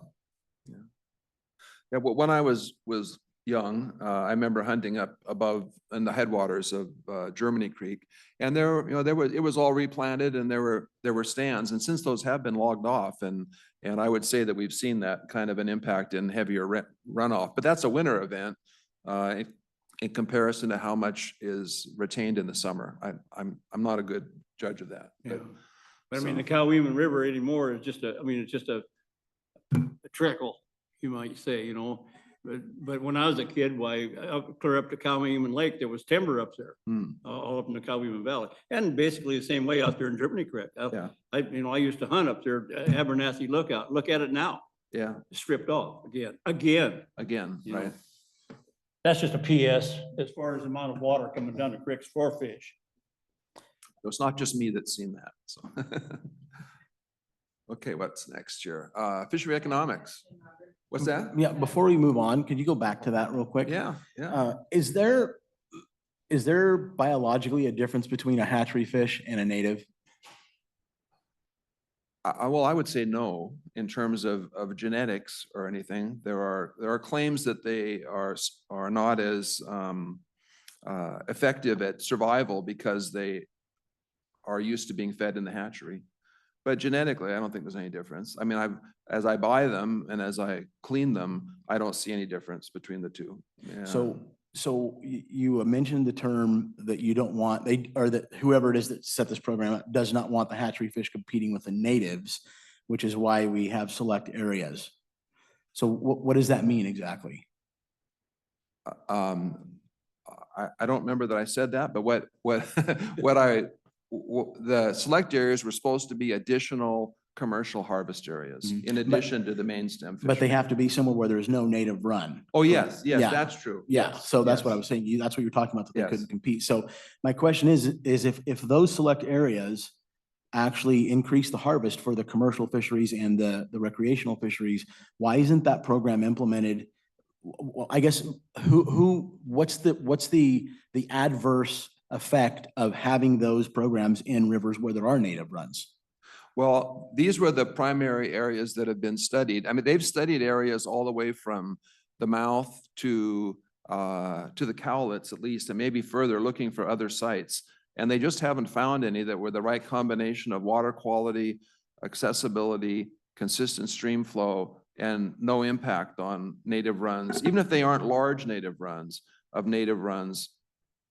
like they wanted to put one in Coal Creek Slough if you head out towards Stella. And there were some water quality issues, and there are some native runs that go into Coal Creek. And it also doesn't provide enough space really for a commercial fishery. And so they really don't have any other areas. They've spent a lot of money looking for other sites like that and have not found any. But it is one of the premises that they're looking for that there is no native run in that river. Because my question is as I fish the rivers, like for example, I look at the rivers that we fish on that have hatcheries on them. It would seem to make sense that if one river can hold native fish, take example, the Kalama River, it's got summer and winter runs, steelheads runs all year long. And then it's got the fall and the spring Chinook and then the summer run Chinook. Why can't we, though they have native run fish, which in my personal opinion, and correct me if I'm wrong, once you've introduced a hatchery into a river, that native is just a term that government likes to use because fish don't selectively breed with each other. Oh, you're not a native, I'm not going to breed with you in the wild. So why don't we implement this type of a program on rivers where we do have native runs to boost that run into the commercial fishery and into the recreational fisheries? Well, they are trying to use native stock in hatcheries now. Originally they were picking favorite stocks for different behavioral aspects and using those in a lot of different hatcheries. And now they don't do that so much. They try to look for a native stock in the river to raise in the hatchery. And in that case, they have less change. The genetics of each stream are different, so a fish from the Cowlitz may not, that spawns with a fish off the Lewis may not produce as good a candidate for either stream, so it's obviously they've genetically developed in those streams based on the habitat that's there, and that will be the best fit for that stream. That wasn't what they did originally in putting hatcheries in, but that's what they're doing now, and so that's making a difference. As far as enhancing, like putting a hatchery on the Kalama, is that what you're suggesting? Or increasing the output of the hatchery. Like for example, I believe the Alokaman, there's talk that they were going to close that hatchery down because they want to increase the native run of salmon, which to me, and like I said, I'm open to criticism and ridicule and correction. I don't understand the thought process that we're talking about with the fish, because once you introduce a hatchery, that native run of fish is all, like I said, fish don't selectively breed. So you could have two spawning fish that I catch the spawn off of that fish, but because the adipose fin isn't clipped, all of a sudden that's considered a native. Well, no, it's the spawn of a hatchery fish. So the determination, the program or system that they use to determine that is what I'm wondering if you can give some insight into, because if this program works on the Oregon side and like you said, it's increasing the fishery, I don't understand why we're not implementing that on other rivers. Well, because because most of our rivers have native runs and these sites did not have that. You know, so there wasn't, apparently, I'm not a Youngs Bay guy, but apparently Youngs Bay did not have a significant native run of salmon in it. So introducing new stock, which is in the case of the spring Chinook, it's all Willamette fish. So they're bringing Willamette stock fish down to Youngs Bay, raising them in a pen and then releasing them. Those fish are not competing with anything in the wild. Whereas if you did that in another stream that has a run, then where are you going to get the smolts from? Are they going to be the same as what's in there anyway? And it's just not the policy. The policy is to, in general, have 30% of the spawners be hatchery fish. You might hear PHOS is a term they use quite a bit, PHOS, and it's percent hatchery on spawning ground. And that is their target, that if it's a stream that has wild and hatchery fish, like the Wenatchee, you could, you know, for just out of, comes to mind, they don't want more than 30% of the spawners to be hatchery fish, of the natural spawners, the ones that don't go to the hatchery that end up spawning, like you said, with wild fish. So beyond that, I can't tell you what all the decisions are, but also the National Marine Fisheries Service has limits as to how many in the ESA range over how many fish you're producing that are going to impact native runs throughout the region. They had 12 years ago, they talked about adding like 7 million coho smolts to Youngs Bay, but the National Marine Fisheries Service says, no, you can't do that because you're going to overwhelm the overall percentage of coho, including wild fish in the area, because coho tend to wander, and so they limited how much they could do. So there's a lot of limitations on what they can do, and there's usually some science behind it. You just gotta dig and ask a few questions to get to that. So Thank you.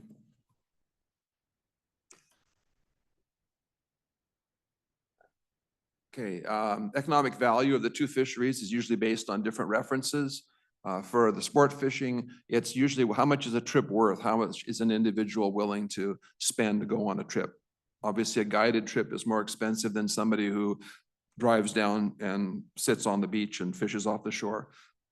But there are different numbers depending on who does the calculation. Is the basic dollars per pound of fish or something like that? No, it's just dollars per trip. Like how much are you going to spend? Are you going to buy a meal? Or are you going to have, Got it. you know, gas, whatever goes into that. All the tourist cost. Yeah, yeah.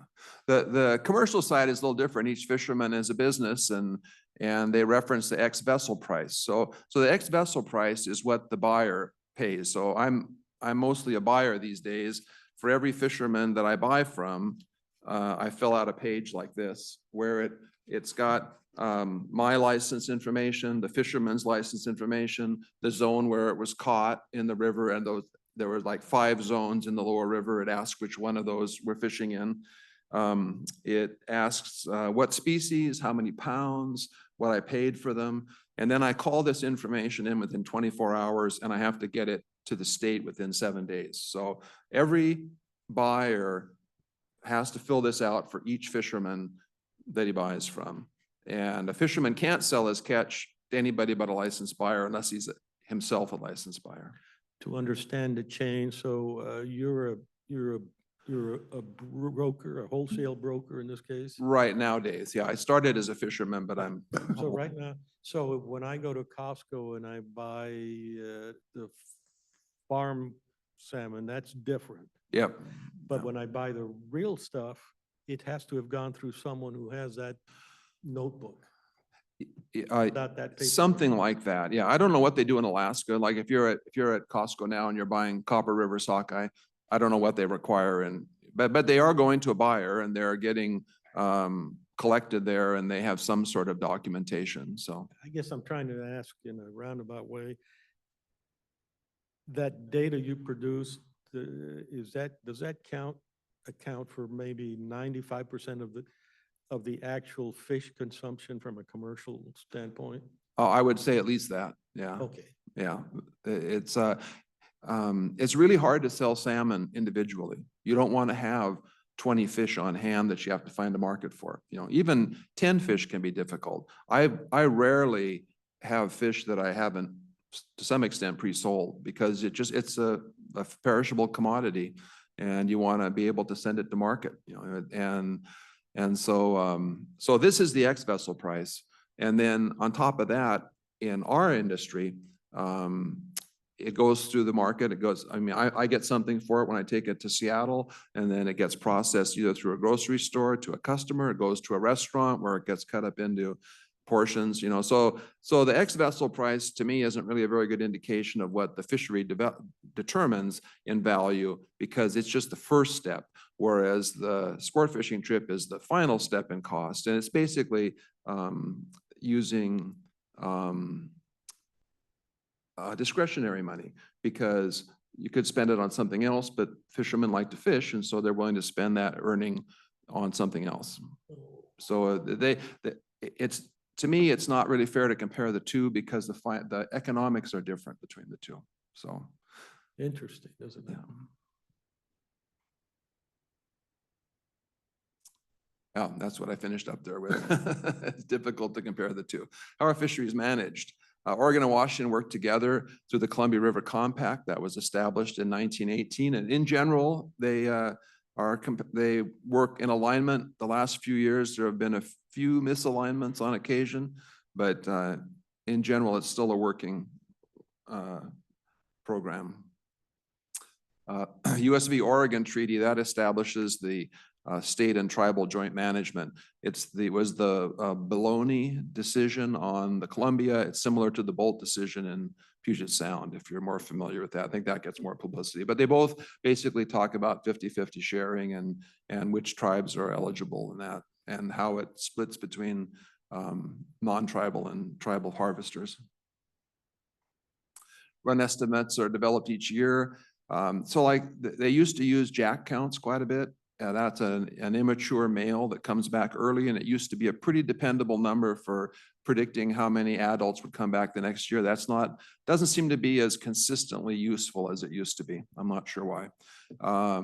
They also do look at smolt migration and things like that. There were smolt counters out in the river here in the last month. Somebody might have seen them out there. They do a trawl net and collect smolts and make some estimates. And they also, on a lot of these streams, you'll see these turning drums, which are smolt counters that are, if you drive out Germany Creek just a little ways up, you'll see one. They got them on quite a few streams.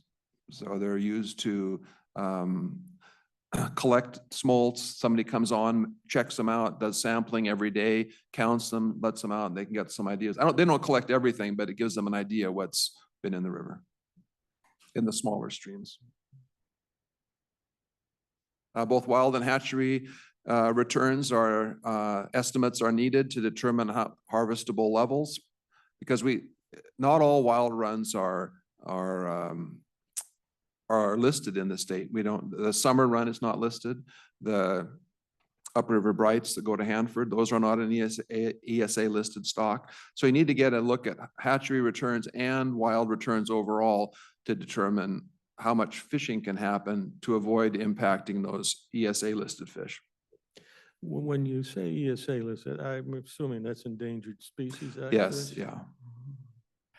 It seems strange to me to apply that when we're talking about sports fishing and commercial fishing. So they determine impacts through a scientific process that National Marine Fisheries Service did. And it looks at what size the run is and how many fish they think would be lost through other activities, whether it's predation, whether it's passage at the dams, whether it's I don't have all of them. And they figure that there's a percentage of those fish that can be lost through handling and harvest, whether it's kept in harvest or whether it's released, but it dies anyway. And that they can have a certain number of those fish in each run in a given year that can be lost and impair recovery of the run. So I can't give you the science behind it. It's been established for about 25 years that it's a viable thing to do. Not everybody agrees. I'm just more, I appreciate that a lot. Mostly just asking from a political standpoint, when you declare something as endangered, all of a sudden everybody, oh, we can't eat it, we can't touch it, can't do anything. It sounds like ESA is used here as a management tool. Yes. Okay. Yeah, because partially the hatchery fish are raised to be harvested. You know, I mean, that you don't need a lot of fish back to the hatchery to generate another run. If you said you can't impact any ESA listed salmon and you couldn't have any fisheries, then you essentially would not be able to have any hatchery fishery production either, because they weren't getting harvested, and so you need to find a way to access those, and the ESA impact system works. And it also then works for healthy runs that are not listed. Thank you. Contact the National Marine Fisheries Service for the science. Used to have an office not very far from them in San Diego. Okay. And impacts are divided between tribal, sport, and commercial fisheries. They're also on a sliding scale depending on the return. Like this, they talk about 2% for sport and commercial fisheries in the lower Columbia in the spring.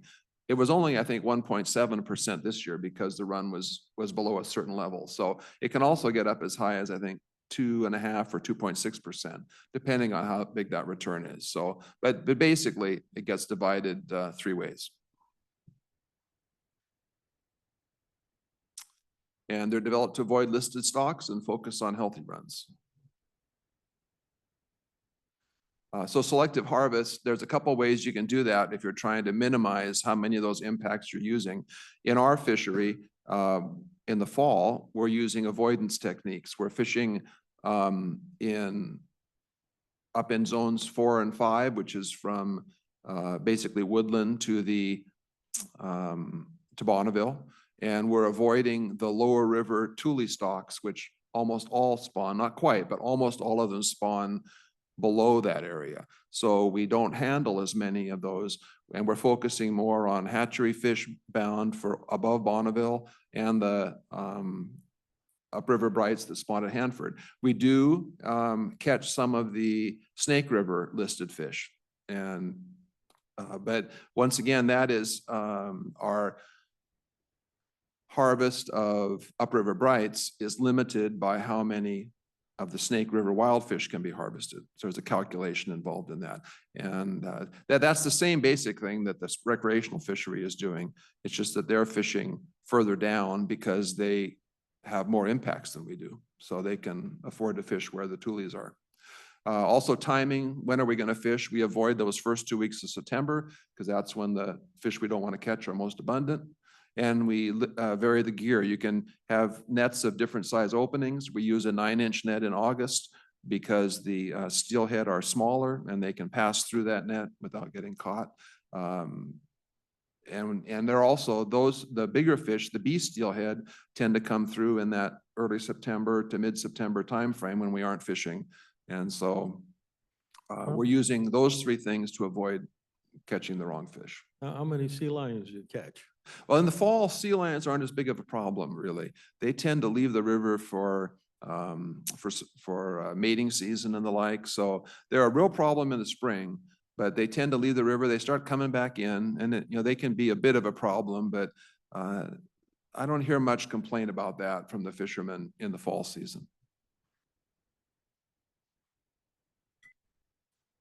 And then the other thing is mark selective fishing, where you're focusing on hatchery fish. Those are the ones in Washington that have the clipped adipose fin back by the tail, where you release those and just you keep those, just release the wild fish. And it's effective when the ratio of hatchery to wild fish is high, like in the spring when 80 to 85% of the Chinook are hatchery fish. Then that kind of a fishery works pretty well. In the fall, if the ratio is 30 to 40% hatchery fish and 60 to 70% wild fish, then it's not as effective because you have to sort through a lot of fish to get to it. So there are times when each is a functional way to harvest. What Do you have affects a lot of salmon? problem with honesty on the commercial fisheries? Is there a problem with honesty? Yeah, like I just happened to accidentally clip this fin.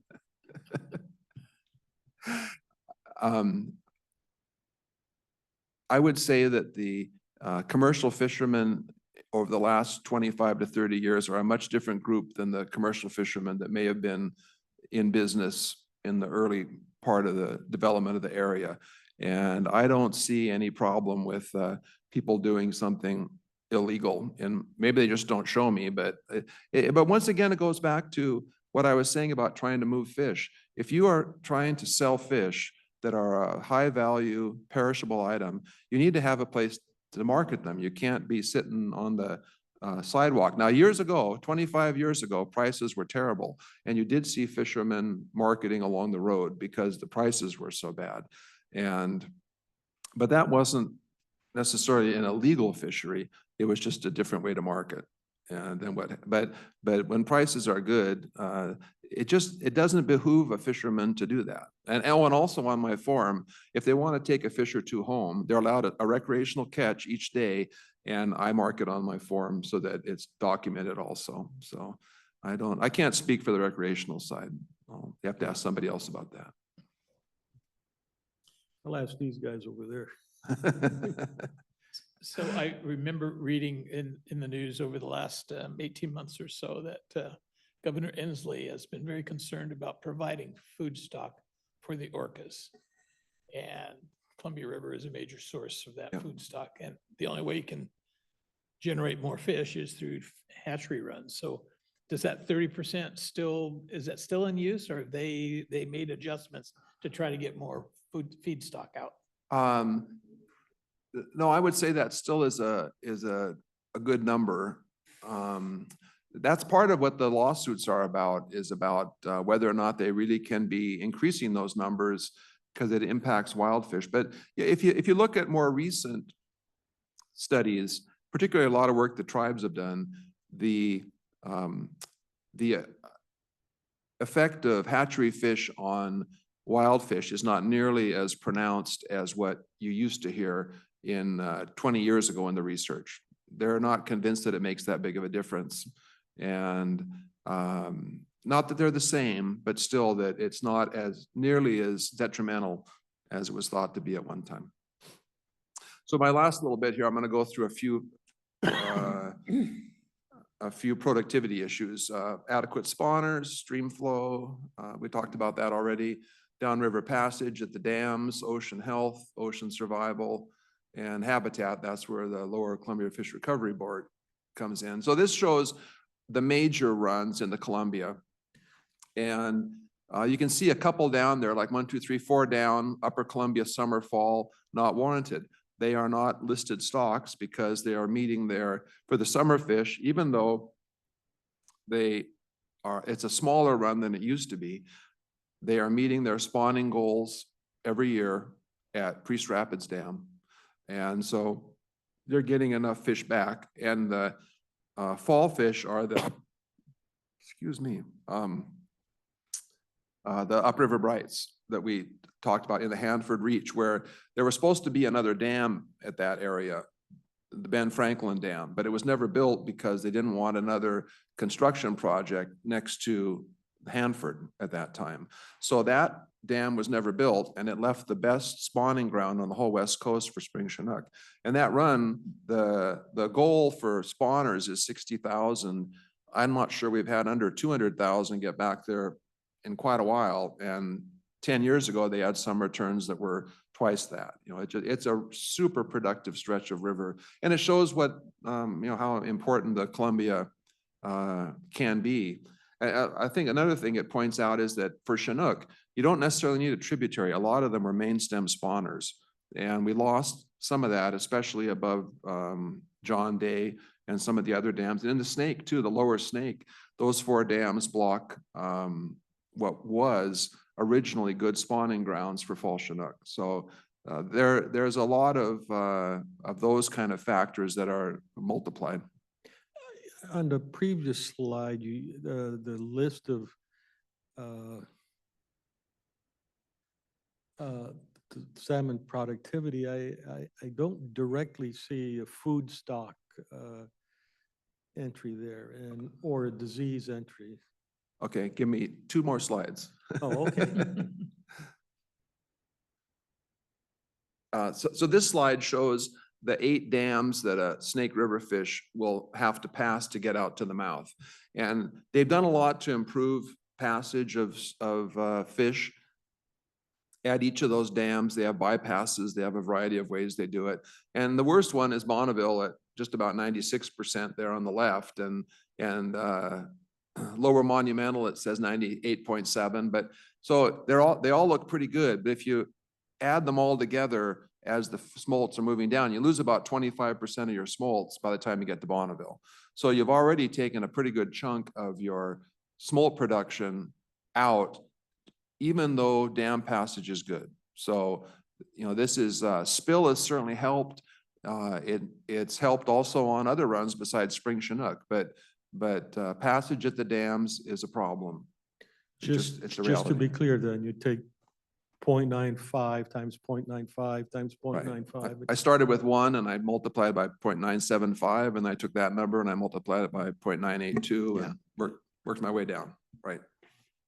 I didn't just add them up and then No, do it no, I that way, yeah. understand. Or I should say, I'm glad that's the answer.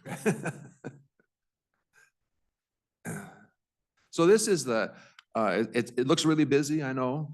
This is a stoplight chart that they do for ocean productivity every year.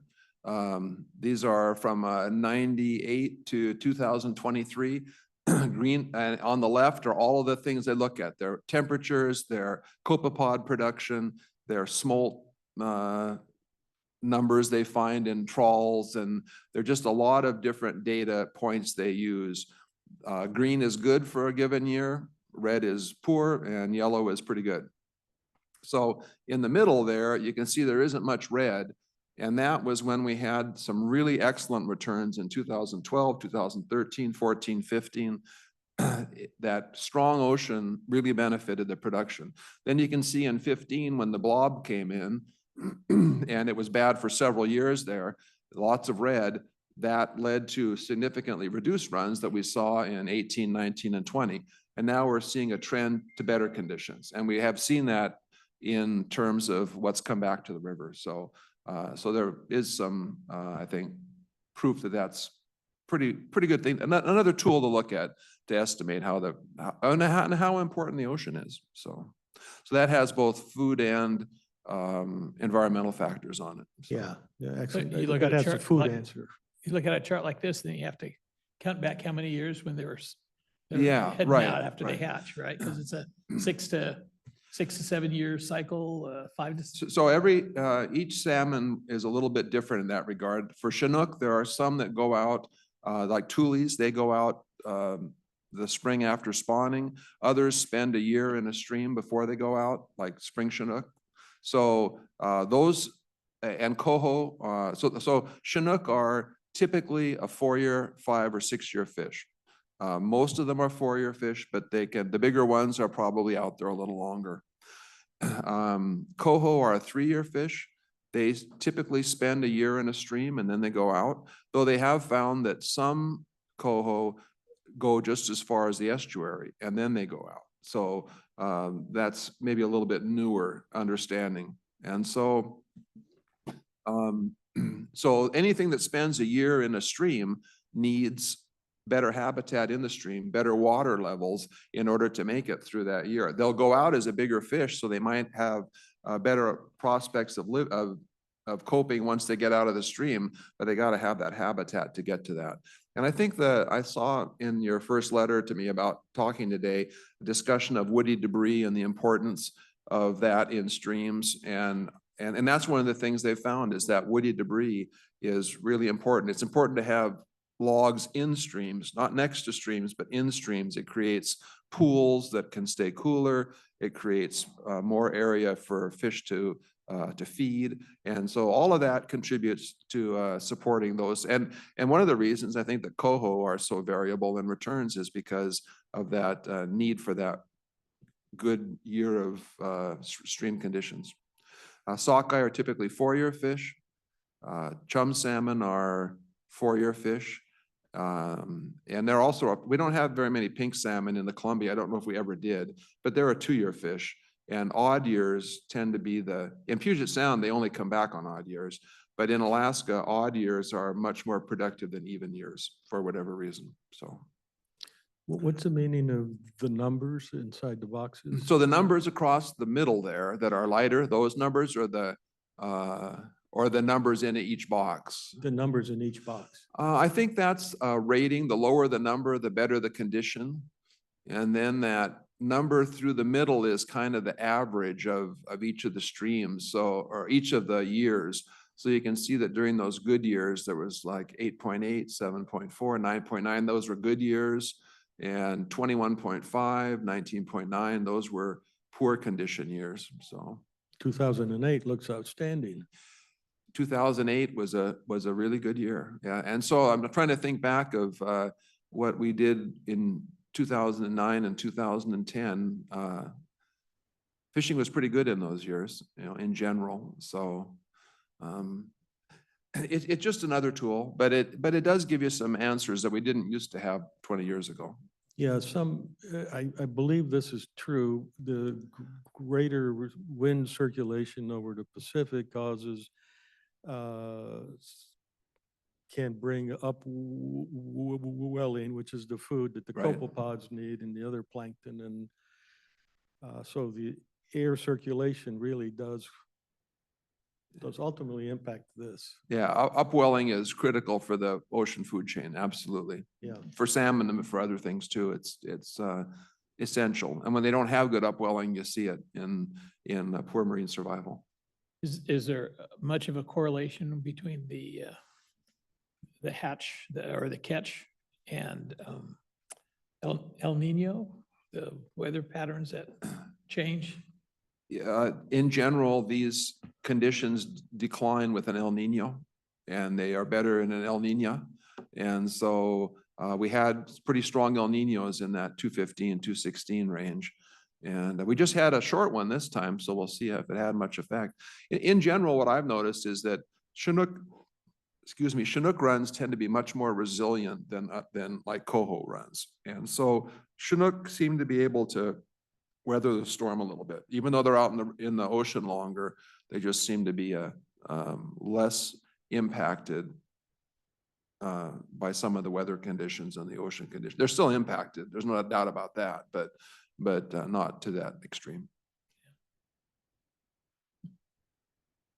So the Lower Columbia Fish Recovery Board, once again, I'm new to this to some extent. And so I did talk to them about some of this, and they would be glad to come and give a talk to you just about what they do, if that fits your interest too.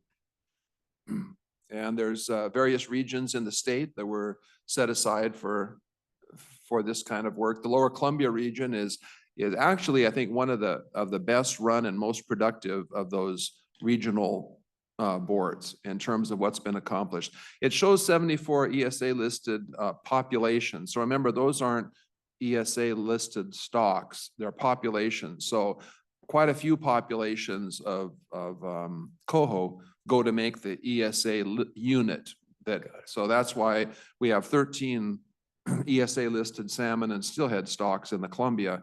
We don't have 74, but in our region, there are lots of streams that have those listed stocks in them. 280 miles of fish-bearing streams, 18 watersheds. So just lots of, it's a complicated region, but also a lot of potential. There's lots of streams and rivers in this part of the state. It spans 6 counties and 5 legislative districts. So this is looks at how the board has kind of broken down those areas. Each of those are essentially watersheds. You can see the Coweeman watershed, the Lower Cowlitz, the Toutle, Mill, Abernathy, Germany, where I live. Those 3 are combined, and so there can be projects in all of those sectors. the Mill, Abernathy, Germany area Right. is a great area. I like the initials. Oh. It's, if you get a chance to drive along Abernathy, there are some nice pullouts on the lower river where you can look down on the work that's been done there through the Lower Columbia Board and other, working with other agencies, and there's wonderful spawning habitat in there. And I've never been there at the right time of year to see the fish in there, but I'm sure they're using it. It's really wonderful to see how improvements have made that stream more compatible for salmon. How far up the Kalama do they go? Do the spawning runs go? I can't tell you that because I don't know much about the Kalama. So I know that it's pretty heavy up to the hatchery, and then after that, I don't recall seeing much.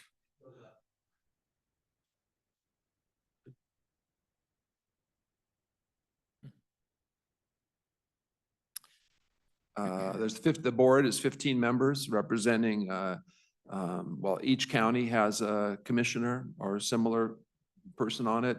And there's citizens like myself. There are business people from the energy companies, a pretty broad swath of the public on the board.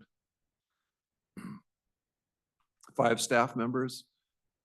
And they work with a variety of state and federal agencies. 278 projects have been completed or are currently active in the planning stage. And the yearly grant funding is around 3 to 5 million of NOAA money and matching state money that goes into these various projects. And they have requests for projects in the spring to look to see who might be considered for some of that grant money. There have been some really interesting ones. I was up on the Toutle last year. They've done a lot of work on that. And it's not just the work that they accomplish, it's also what they learn in trying to get the work done on what works and what doesn't work. And just a lot to be the benefit.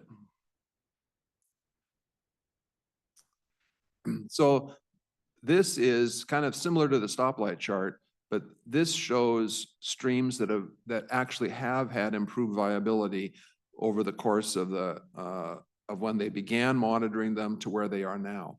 And you can see that for Fall Chinook, some of them, like the first one down and the fourth one down, VL means it was very low when they started. Now it's at a medium ranking for Fall Chinook. On the Coweeman, a similar thing. And some of them have downgraded. When I see one went from medium to low, but still, overall, we're seeing improvements, but you need to keep in mind that we didn't get to ESA listed species over just 10 or 20 years worth of time. It took a lot of changes in the river and in how we treated salmon in order to get us to the point where people started saying they should be ESA listed. The first listing was just 35 years ago, and we weren't really able to start making progress on some of these until maybe 20 years ago. So we're seeing improvements. We have some strong runs in the Columbia that don't even fit into this. We're seeing progress in some areas where the Fish Recovery Board has been active. And unfortunately, the successes don't get advertised very often. You always hear about the failures or the problems, but there are a lot of successes. It's just that you have to dig a little bit to get to that information. And now I think I have one slide left. Speaking of predators. So this is a chart that I found not on predation loss due to pinnipeds on spring Chinook in the Lower Columbia. Now those numbers, those were big runs. So it means there were more fish in the river anyway. But you can see that pretty high percentage of the run was taken in some of these years. They're estimating on the side that one year, 48% of the run was taken between the mouth and Bonneville by pinnipeds. Now back then they were limited as to what they could do. Now they have much more flexibility on taking out some of these animals than they could before. It still isn't easy. You still have to identify the animal. You have to show that it's repeatedly taking salmon, but but they can do things. Part of the complication was that they were protected under the Marine Mammal Act, which also has its own set of rules. You can't take marine mammals. And Steller sea lions were listed, but I think that since then they've separated the Stellers down here from the Stellers and the Aleutians, which are still listed. So through a lot of time and effort, they were able to get some permission. And you also need to remember that not everybody is sympathetic to fishermen compared to marine mammals. You know, some people like marine mammals and they can't see enough of them. And so it isn't like the public is entirely in favor of limiting marine mammals. There's both sides of that. So And you've been down to San Diego and seen what happened to the Cove and all that? no, but I've seen San Francisco and the That's Yeah. good enough. Yeah.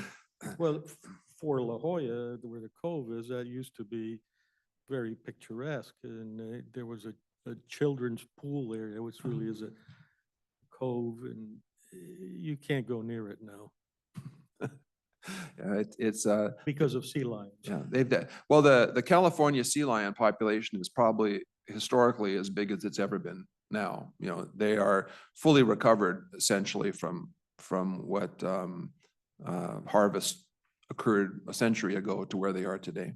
And College River, sea lion population is about the same way. You see 500 later I think that from my own perspective, I remember in the 90s, we had some unusual winter weather conditions, cold, low flow, and we didn't get any smelt. And it seemed to me like that was when the sea lions started moving up towards Bonneville and said, hey, we've got something else to eat up here. And I can't say I'm right, but I just remember that. And since that time is when I really began to see sea lion populations grow. When you see the sea lion climbing the ladders, that's when we get upset. Yeah.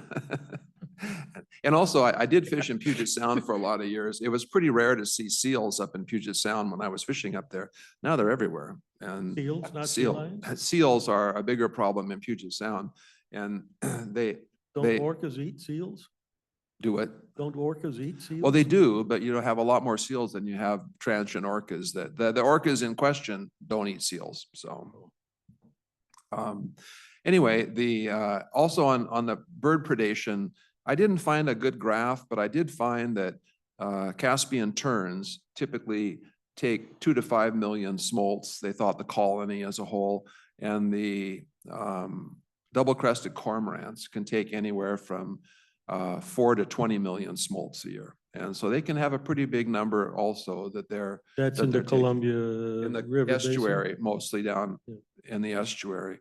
And so it's variable. And also, not all smolts travel in the same height in the water column. Some are higher and they are more susceptible to, I think Tule, Chinook, and Steelhead, if I'm not mistaken, tend to travel higher and are more susceptible to bird predation than some other stocks which travel lower in the column. So there's a lot of aspects there to consider. So that was my last slide. Thought you'd never get to the end of it, did you? No, we've done this every so often. This is one of my favorite things to do. I don't really have anything to say. I'm just sitting here kind of soaking in and learning a lot. Your very first slide, when you talk about the whole Columbia Basin region, I didn't realize it spread that far. It's pretty incredible. Yeah. So It is. I mean, and once again, it's really unfortunate that that story doesn't get conveyed very effectively. And I meet with people from fisheries quite a bit, and I tell them, you're just not getting your message out. And if you don't get your message out, then people don't think you have a message, and they need to consider that it's more than just commercial fishermen and recreational fishermen who have to be getting that message if they want to get support in the legislature. So. I can't speak for the other regions in Washington State, but I know the Lower Columbia Fish Recovery Board makes a huge goal of recognizing four goals, 4 principles that we have to work together. You can't eliminate any of them, and those are we use the phrase, the 4 H's, Mhm. which is harvest. We want enough fish so people can harvest. We have to recognize the importance of improving habitat. So habitat's the second one. The third one is we still have to have hatcheries because it's part of the mix, part of the harvest, part of these other goals. And then last, we can't go without hydroelectricity. And so we have to recognize that they're a reality, part of the constriction. I mean, we have to work with it.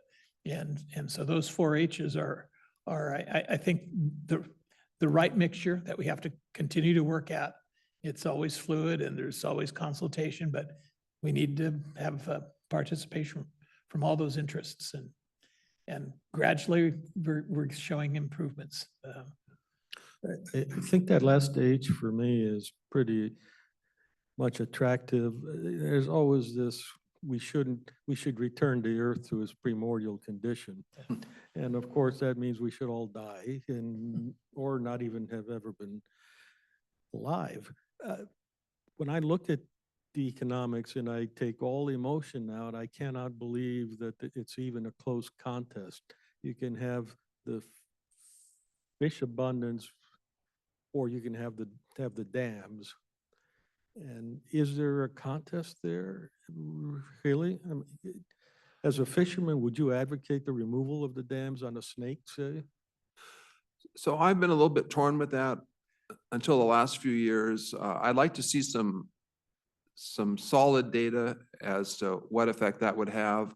But I know that, like I mentioned, the main stem spawning that's been lost on the snake by putting those dams in. Yeah. You can certainly look at the trends on, I didn't bring that slide with me, but if you look at the historical trends of Snake River fish, they used to be a wild run, and after those dams went in, they went down to almost nothing. And then as the hatcheries kicked in, they came back up again. But they certainly had an impact on that.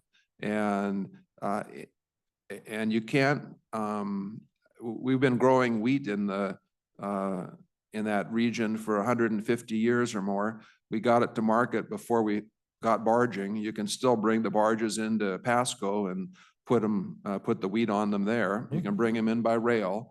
You can, the irrigators, there is some irrigation, irrigated agriculture, but you can pump that. And some land was lost when they flooded it. There was some farmland that was flooded. They have not been able to ever turn Lewiston into I mean, you can get there from the ocean, but the amount of economy that they predicted in terms of how much of an economic boost it would provide has never been met. And it's actually been declining for the last 20 years. So all of those things can be mitigated. And the power, they are run of the river dams. They provide power in the spring, and as the river drops, they don't have a lot of storage in that regard. So I think all those things can be mitigated. They certainly didn't do anything to mitigate for the loss to fisheries when they put the dams in. And when I was in graduate school in Pullman, there was an economist named Whittlesey, Norm Whittlesey. Anyway, he did a talk where he felt that the whole basin project, really, the irrigation throughout Washington, was a questionable financial benefit compared to what it cost.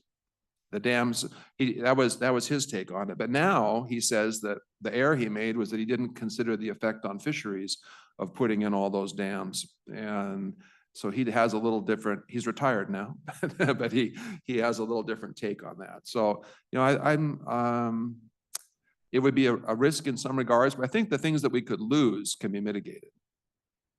Interesting. So at least it sounds like you might advocate of the four dams. yeah. You can take 2 out, and that's 2 times 0.95 that you wouldn't have to multiply in.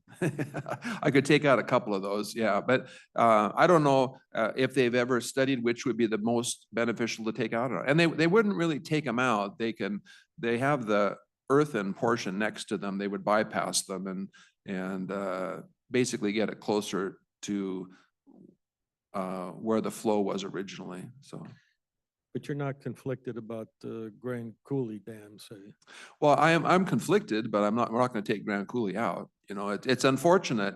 But there was a Northwest writer, his name escapes me right now, but he wrote a book called The Dam, and Murray Morgan, I think it is. And he wrote in that book that they're going to lose a lot of habitat, but all those fish will redistribute in the lower river and it won't make any impact. Well, I'm sure that if he were still alive, he wouldn't feel that way anymore, because salmon aren't that way. They can colonize really well, but they don't just redistribute if they can't get to their home streams. So it's too bad they didn't put fish passage in, but now actually the tribes are getting federal funding to put fish passage, develop.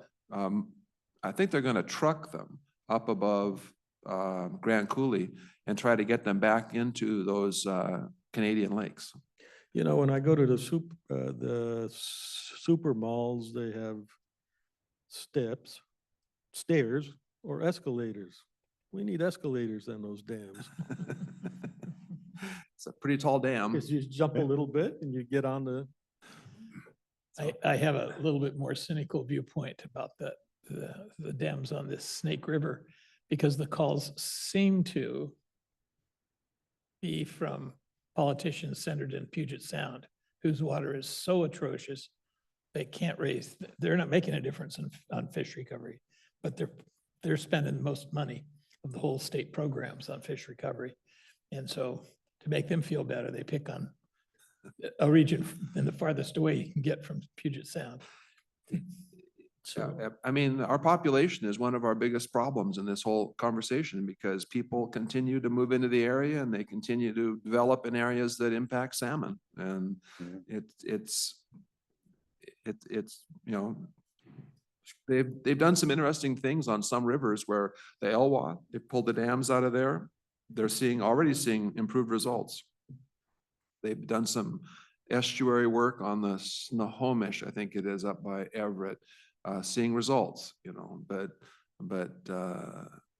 limited. There's a limit as to how much of that they can do.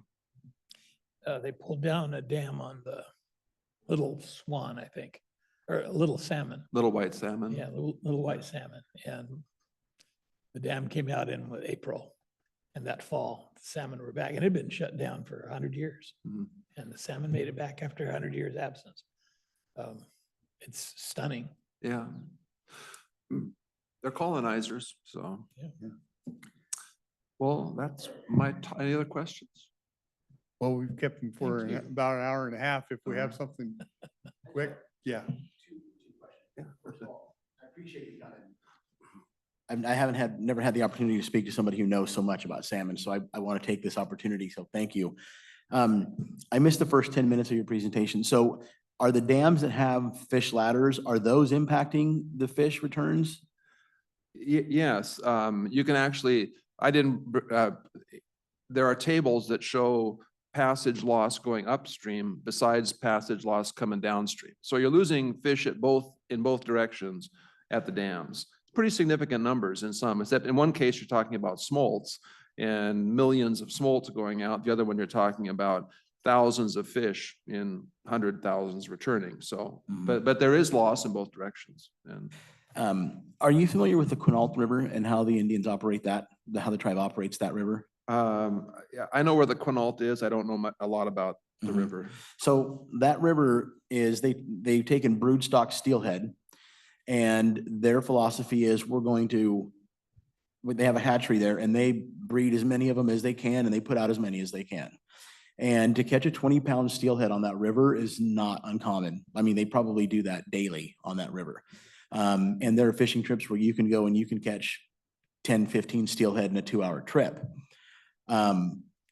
When I look at that, what the tribe has done with that river, now they charge you to go there and you have to go with a guide, and you can't just go fish this river. When I look at the results that they have on that river, I just ask myself, why are we not applying that same concept? And I go back to some of my original questions. If the hatcheries are the answer, as Commissioner, or one of the answers, and rivers that we currently have hatcheries, why are we not just unloading as many fish as we can out into the rivers? Because you hear old timers talk about back in the day, the salmon were so thick that you could walk across their backs prior to hatcheries. So I don't understand the science where we say the river can't handle that many fish when in back prior to hatcheries being introduced, the native runs were that thick on the river. And, you know, I've seen 20-pound salmon go up 6 inches of water for 100 yards. So I don't understand that. I just, if you have that answer, great. If you don't, I understand that too. But it's just something that I ask myself all the time. Why are we not producing as many fish as we can on these hatcheries? Well, once again, that the number of fish that can be produced is limited by the National Marine Fisheries Service on its impact on listed stocks. So, because there is it's understood, I guess you could say that hatchery abundance can have an impact on how many, on the recovery of wild fish. If you have way too many hatchery fish and they're either going to overspawn and cause the problem you mentioned earlier of too many hatchery fish, more hatchery fish than they want on the spawning grounds, or else if you try to harvest them, you're going to impact more wild fish. So because they're mingled with the hatchery fish. And so in the Columbia, where we have all these ESA listed stocks, the National Marine Fisheries Service limits that. On the Quinault, where it's where the tribes, I think, control it, they have their own biologists, and they work in consultation with the state and the Fed agencies, but they don't necessarily have to do it the way they want. You know, they can do it their own way. And I just don't have a good answer for it. Are the people on this Steve, board? another you hear that? factor you might remember is that the Quinault does not have a Seattle or a Tacoma or Portland, Oregon, despoiling the water. The water is pretty pristine and natural. Yeah. That's when we talk about habitat, that's the kind of habitat we want where it's feasible, and it isn't feasible in many places. They're not going to build salmon spawning streams in downtown Seattle. It's just not going to happen again. Well, no, I totally get that. But on the rivers that we currently have hatcheries on, I just don't I'm trying to are the people on this board that you're talking about, are they appointed, or how do you get to sit on this board? This National Marine Board of Fisheries that decides what native fish are and aren't? Well, the National Marine Fisheries Service is a part of NOAA. And so they're employees of the federal employees. And I don't know, I can't answer that completely in terms of that. Thank you. Yeah. Kindly. Okay. One of the frustrating things that I know from my perspective, and I'm not a trained scientist by any means. We've been told that it doesn't count in protecting endangered species if you count hatchery fish. That's the part that doesn't make any sense, because, and I don't know whether it was a series of lawsuits where judges said the law doesn't allow that.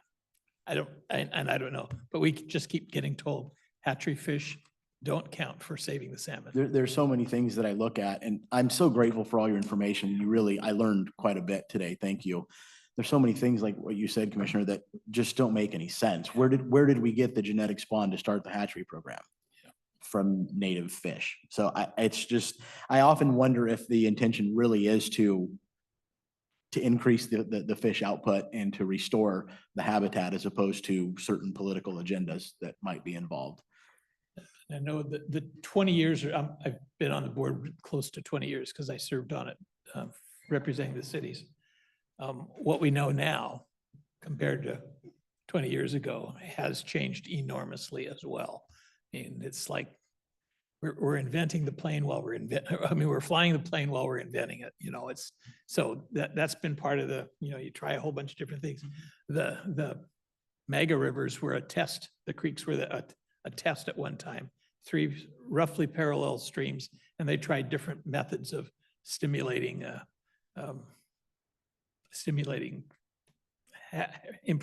improving habitat. At one point, they were grinding up frozen fish and spreading them out, and because the fish they're carnivorous. So that seemed to be more work than it was worth, because most of it washed down the stream. But they've also taken hatchery surplus and planted it, put it back in the streams, because as they deteriorate, organisms consume them that become food for fish. So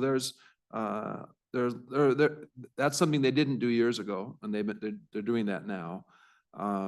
It's, I don't know any biologists who don't want to see more fish. You know, I mean, that's, one of the biggest problems is that I don't think they prepare students in fisheries for what we do on the Columbia in such a complicated, heavily managed fishery where you're, the ones that I see coming out of college are overwhelmed by what goes on here. They don't understand commercial fishing. They don't understand ESA listings. They don't understand any of that. And it's a huge learning curve just getting them up to speed. And a lot of the people who grew up with that, who were closer to my age, are retiring. And so we're losing that kind of knowledge base that we used to have in fisheries management. And it takes a long time to get that, to reacquaint people with that. Well, thank you for your information today. No, like I said, I'd love to talk about salmon. If they have any questions, I'd be happy to provide sources for anything I gave that I'm a data guy and I like to have facts. And so I tried to put that in there best I could. I appreciate your time. Yeah, we very And your much appreciate expertise. your time. Took an hour and a half of your time. Oh, but that's- very much appreciated. No problem. Thank you very Yep, much. Thank you. Thanks. And you can, if you, Kelly has the slide set, so you're welcome to use it as you choose if you want to look it over again tonight. Okay. Thank you. Yeah.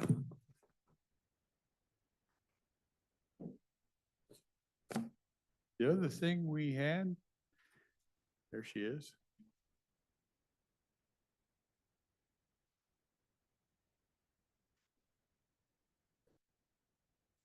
That's twice that's worked now. You're pretty excited, aren't you?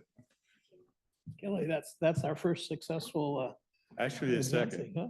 Yeah. Second one, good. Okay, Kathy Funk Baxter, Finance Director. Oh, I have something to hand out. Not as exciting as salmon. Or is tasty. The reason I looked over after one of near the end was he said the Quinault get all the advice and they're under the control, but they do what they want. yeah, And I'm like, what a concept. I know it, right? Yeah.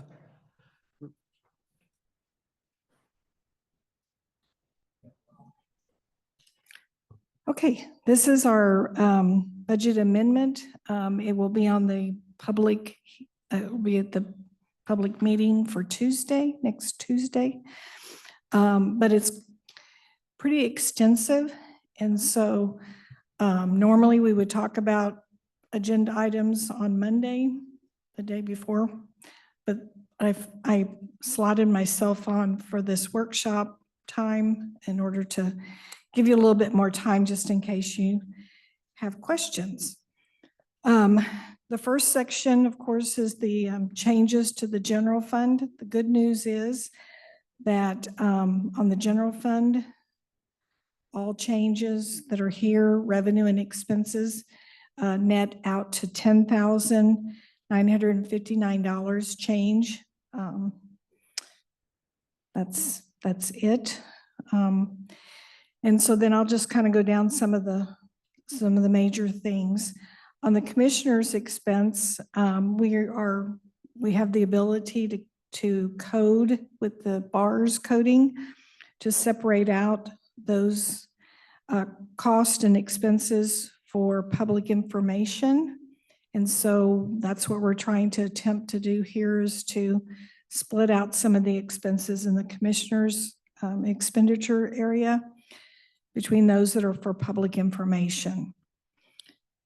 So we have some personnel costs that are going down in the bars related to commissioner area and increase in public information area. And then we have a few additional expenses, in total about $9,000 of increased expenses that weren't anticipated when we did the budget. Some of those are, for example, an additional phone in the office, some additional conferences for staff this year, and some additional printing and binding cost related to code publishing. So, and then some additional expenses for the Public Information Office activity increases. Are there any questions about that?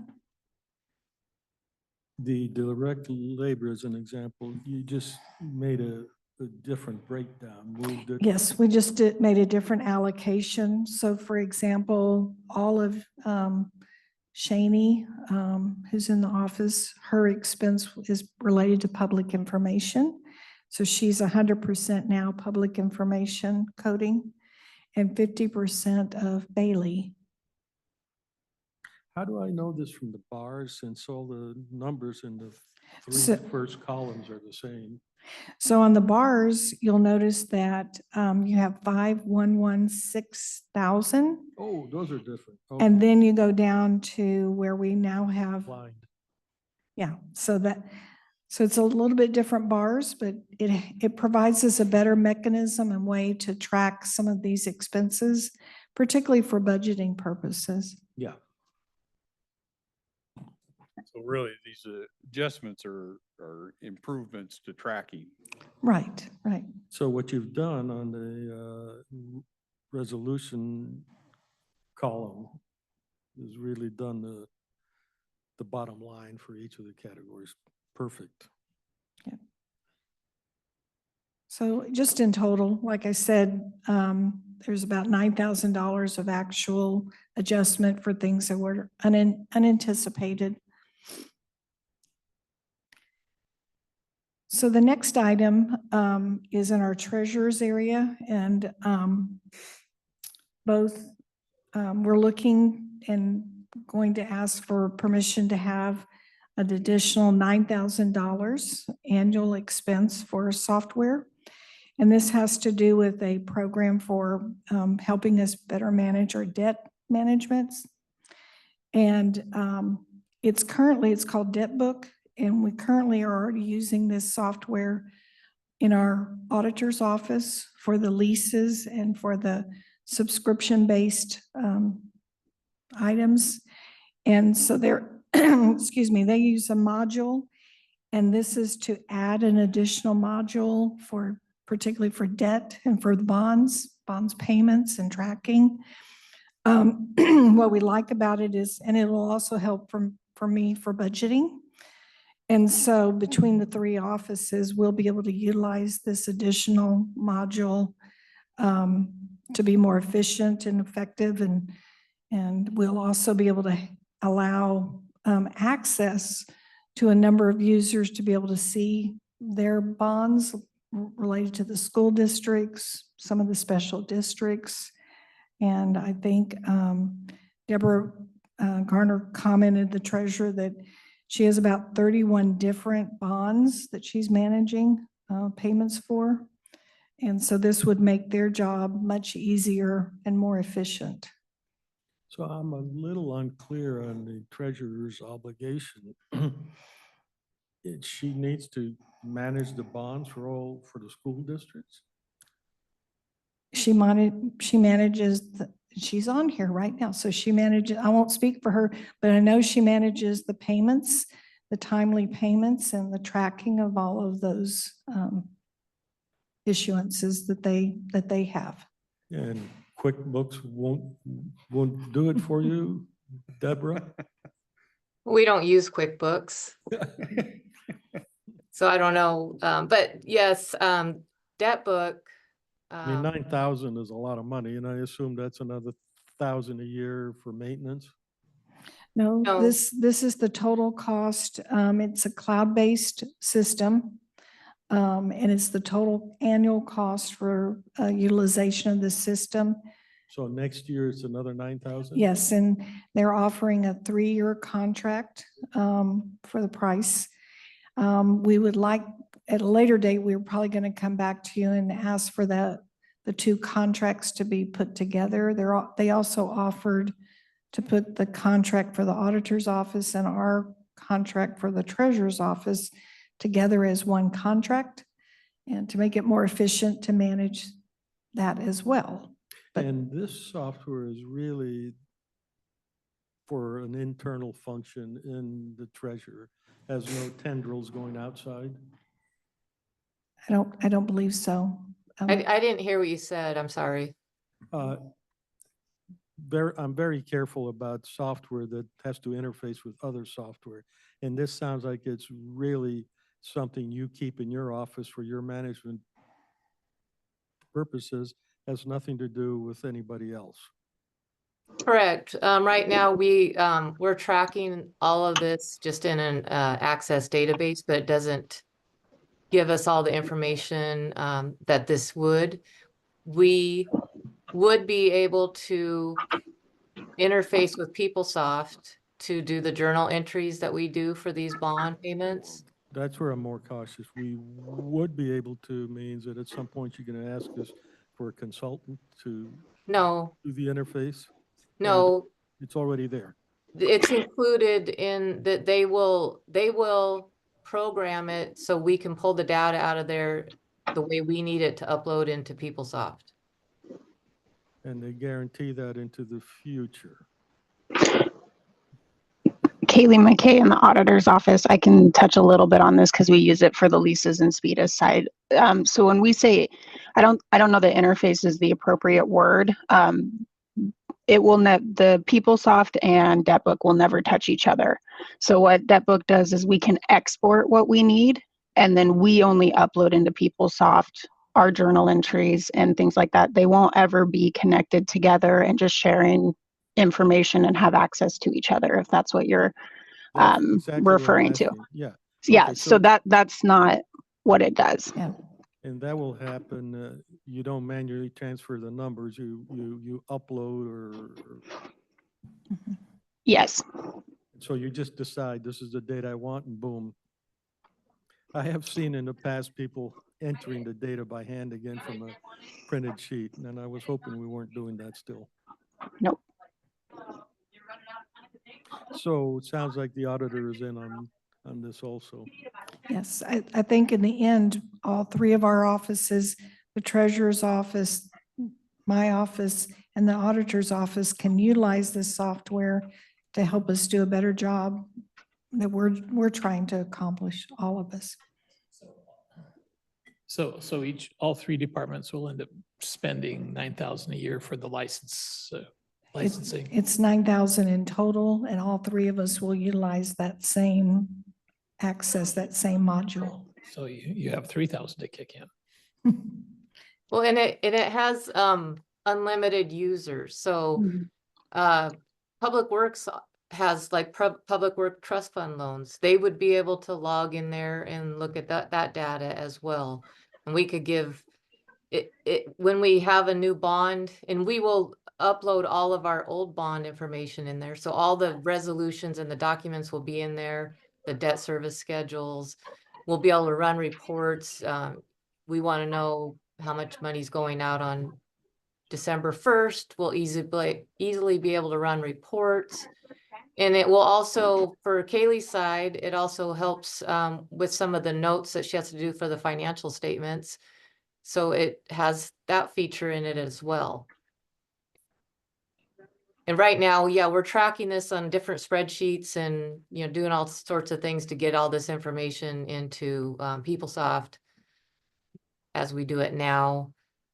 This would, definitely be more efficient, and it would be nice. So my only question is, why wouldn't IT be the one covering these expenses? It sounds like lots of different departments would benefit from using this computer program. Isn't that what their reserve is designed to do, to provide the software needs for multiple departments? Well, maybe, I don't know that, but I mean, yeah. I'm assuming unless there's a way of generating revenue, it's all coming from the general fund. Well, could it be included in the IT fee and allocated out? I don't know. I would say that I can speak to the leases and SPEDA side, and that is countywide. So if IT did take that over, I wouldn't see a problem with that being part of their cost allocation plan. Debt would be a little more difficult with that piece because it does include the special purpose districts, which are not part of the IT cost allocation plan, so we wouldn't be able to spread that cost, but we could use the cost from the 2 modules that we utilize, that is on behalf of the entire county in the IT cost allocation. But I know when the auditor provides services for other local governments, there's a fee that she charges. No. It Right. used to be that way. The special purpose districts, actually, we no longer do that as of, I want to say about 2 or 3 years ago, we stopped. They found a way to not, I'll let Carolyn speak to that. She was doing such a good job. I wasn't going to interrupt. Yes. That was what I inherited when I became auditor, and one of the fire districts locally challenged that process, and we had a legal review of the process. And just like the treasurer, when it comes to providing the services to the junior taxing districts, there are things that I'm obligated to do in statute, and I cannot charge them. And so we stripped down the services that we were providing to just those that I am mandatorily obligated to provide. And those basically issuing warrants. That's what the auditor's office does, and we can't charge them for that. And we're the bank. We do a lot of work for the districts that we can't charge them for. We pay their bond payments. We redeem their warrants. We can charge for the investment fees. So we do charge for, that's the only thing we can charge for is the investment fees.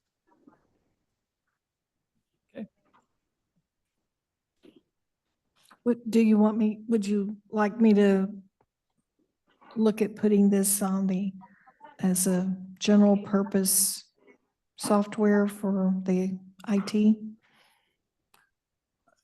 It's a good question, but I'm not the one that would go on either side of that.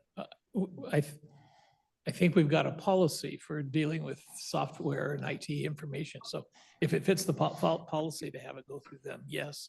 If it isn't, if it doesn't fit, Then don't, yeah. Yeah. So have to look at, talk.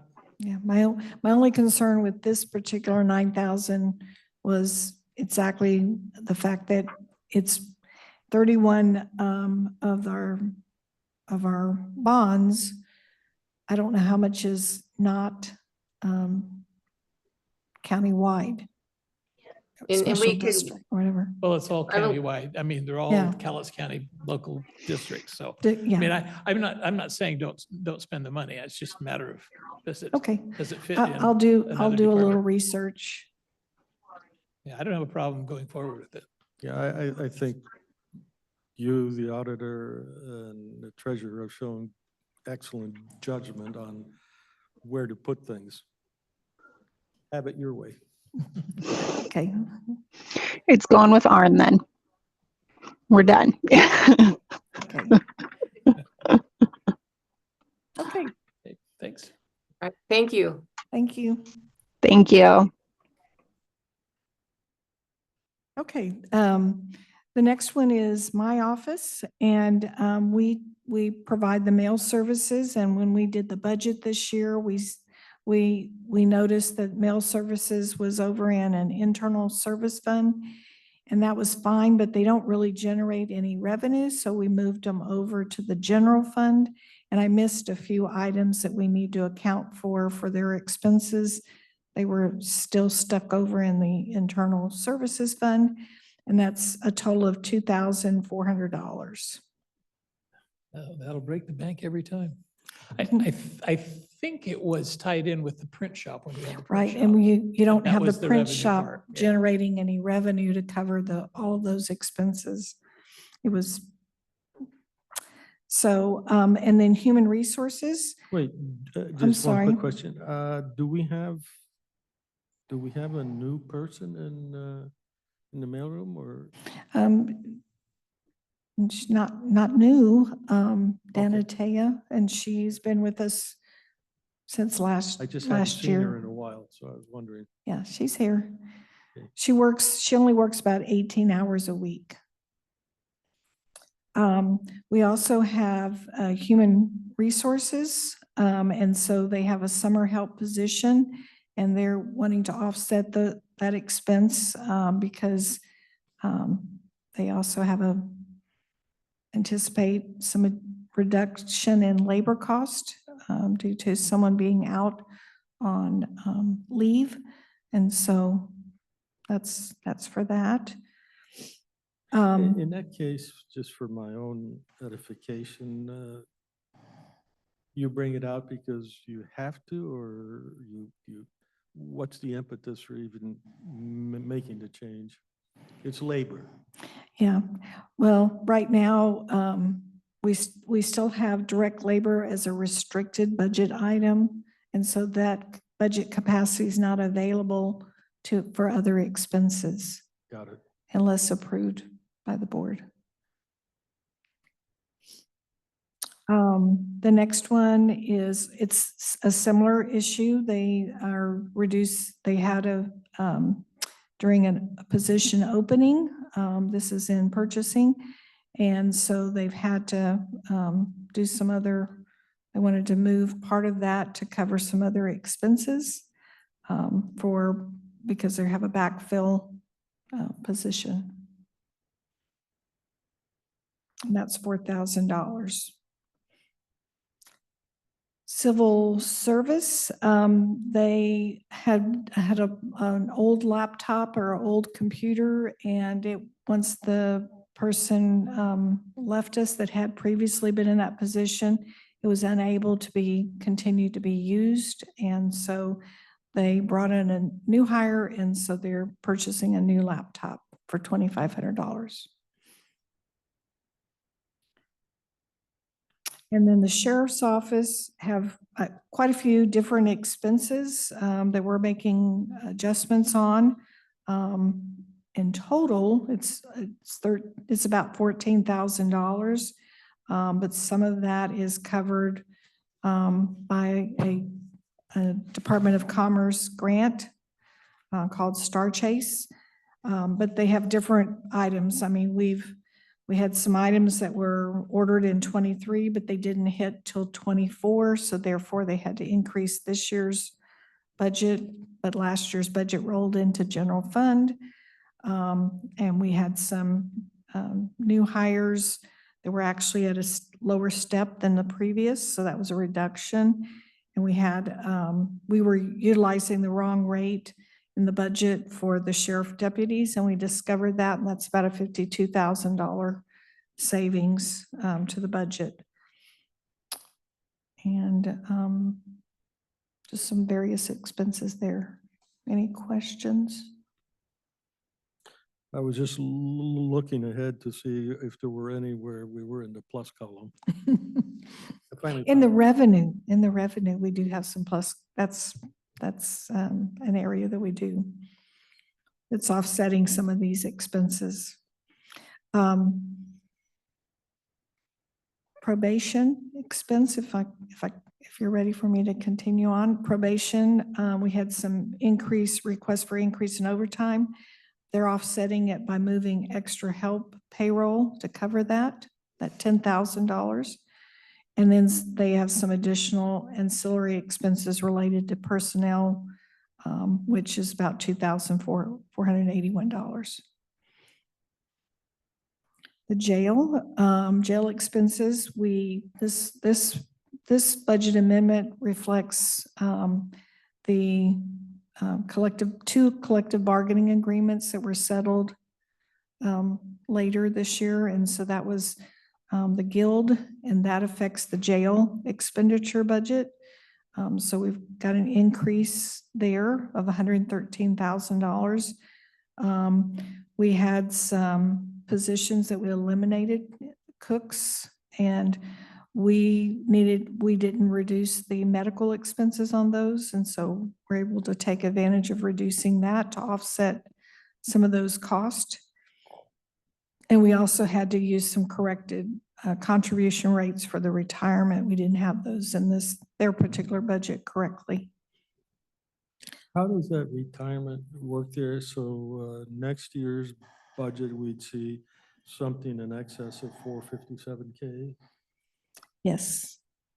So those retirement rates are set by the state, and they set them typically on a yearly basis.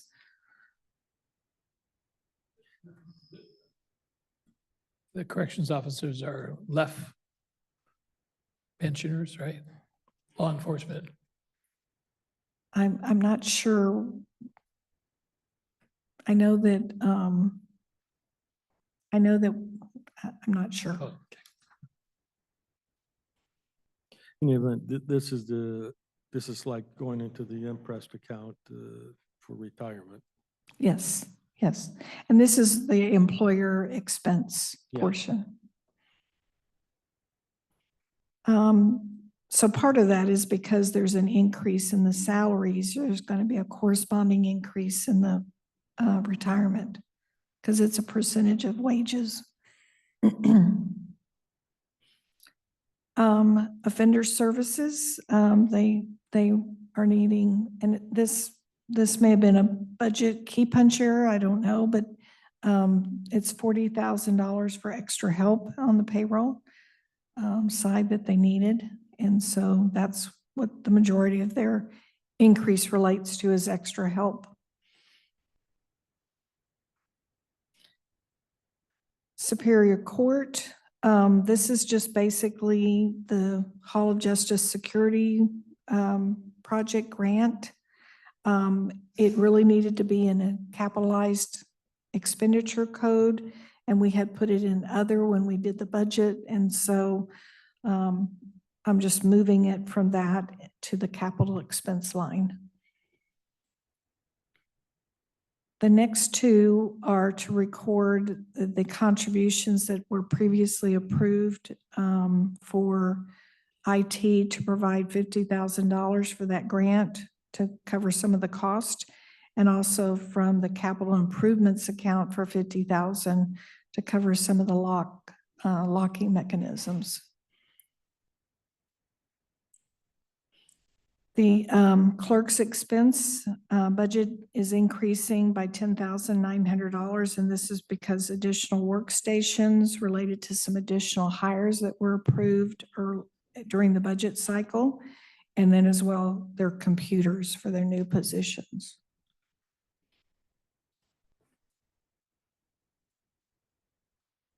The Office of Public Defender, this was extra help. I believe it says Rule 9, but I think it's an intern type position, and that was previously brought to the board for approval. So this is just recording the budget impact of that.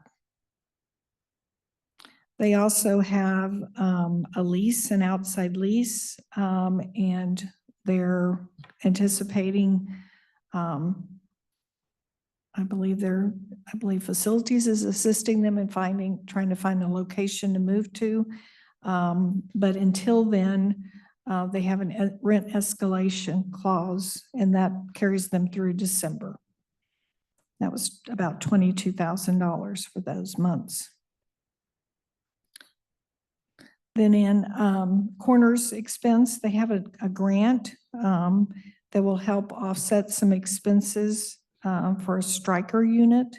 The grant will offset about almost $62,000 of that $79,000.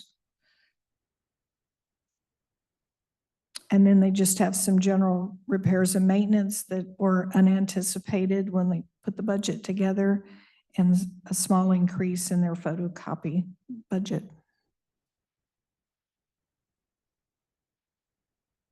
This next one is non-departmental expense, and when it's for the LEAR, for the law enforcement records billings, and these are done quarterly. When law enforcement records has any type of increase in their expenses, they bill out all of their expenses to Callowitz and the different entities that they have agreements with. And so this is to reflect the portion that's related to Callowitz. And it's basically, when we did the budget, I didn't anticipate as many increases as they had. But they had increases due to their new contracts. And they also had increases, I believe there was one additional position that was added over from what we previously had. I think it was just moved from one department to another. That seems like a huge number to have overlooked. It is a large number. And so I'll work more closely with that department and looking at their budget. We have to look at their budget before we can anticipate this budget is. But law enforcement records is overseen by the sheriff, who has a financial director. What happened? Yeah, I'm not sure. I think it's probably on my end because I wasn't familiar with how those two accounts work, and that I just wasn't as familiar with that billing system and what would impact it, so.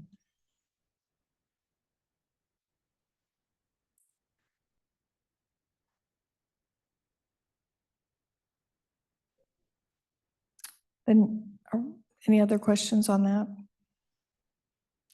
The professional services for the conservation district, it was previously approved for the board. It's $100,000. You had previously approved for it in a different budget year, but their work was delayed due to permitting, and so now it needs to be in this fiscal year. And so this is to put that expenditure in this fiscal year.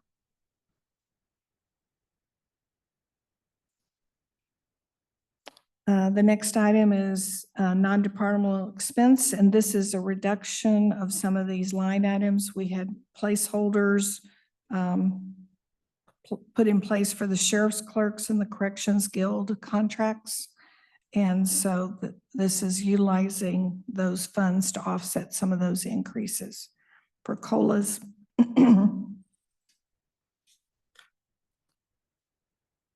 Then the next item is non-departmental, and this is a transfer out to the budget stabilization fund. This was part of the approved budget, so we have it in the approved budget, but I missed the other side of the entry, which was the transfer out of the general fund. I've lost the page number. We're on page 5. 4, I'm sorry. We're on page 4. Towards the bottom. Oh, yeah, got it. All right. And then the next one is the Parks and Recreation expenditure accounts. And you previously approved $100,000 from ARPA for, I believe it's for a pavement of I'm not sure if it was a tennis court or basketball. Yeah. Redoing the basketball court. Right, at basketball court. Riverside. So that 100,000 is coming from ARPA, and then we need to increase their expense so they have budget capacity to perform that work. The next one is your LT1 category, and so we're reducing this budget because we're no longer needing all of this budget for LT1. That's about $36,000.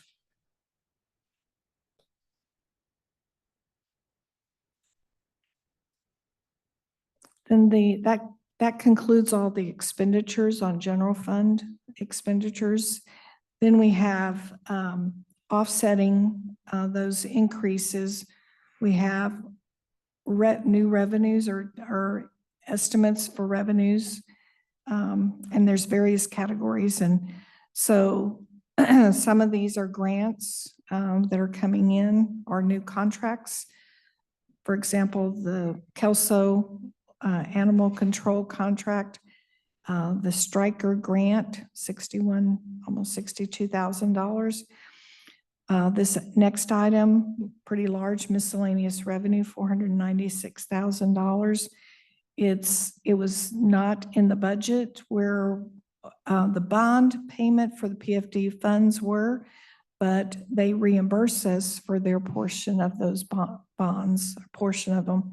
So that was not placed in our budget. So it's $496,000 of revenue. And then a couple of these other ones are just looking at what's already come in for the year. And based upon what we budgeted, just firming up our actuals to budget. And so there's close to $100,000. Well, actually more than that, almost $300,000 just in those alone.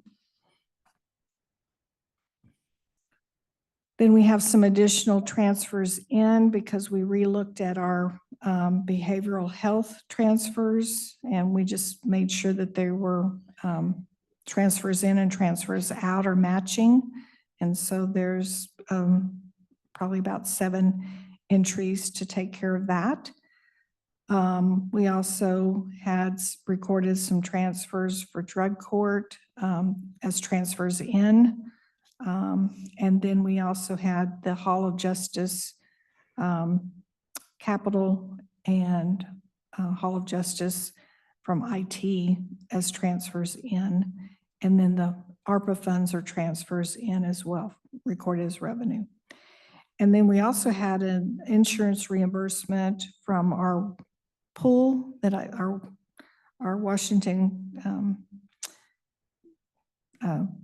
anyway, our WCR pool, and we didn't anticipate it in the budget, but it was an insurance reimbursement for a previous HVAC loss. There was some stolen HVAC equipment, I believe. And so that claim was put in, we finally received the funds on that.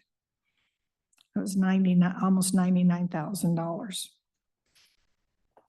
The significance of the color change in the middle, that's just, Say that, I didn't hear that.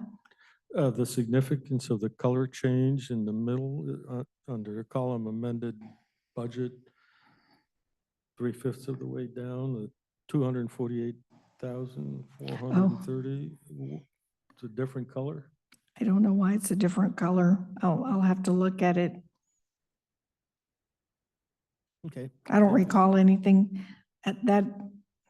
That's the number. And you would think if it's red, it's a negative, and it's in the revenue, it'd be negative revenue. So it's not a negative revenue. Yeah. I'm not sure. It may be one that we wanted to double check. Yeah.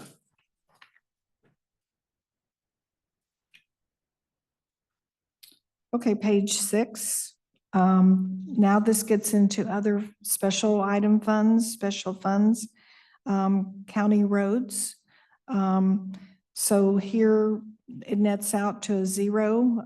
We've got some increases in expenses and some decreases in other areas, and a decrease in fund balance of $1.3 million.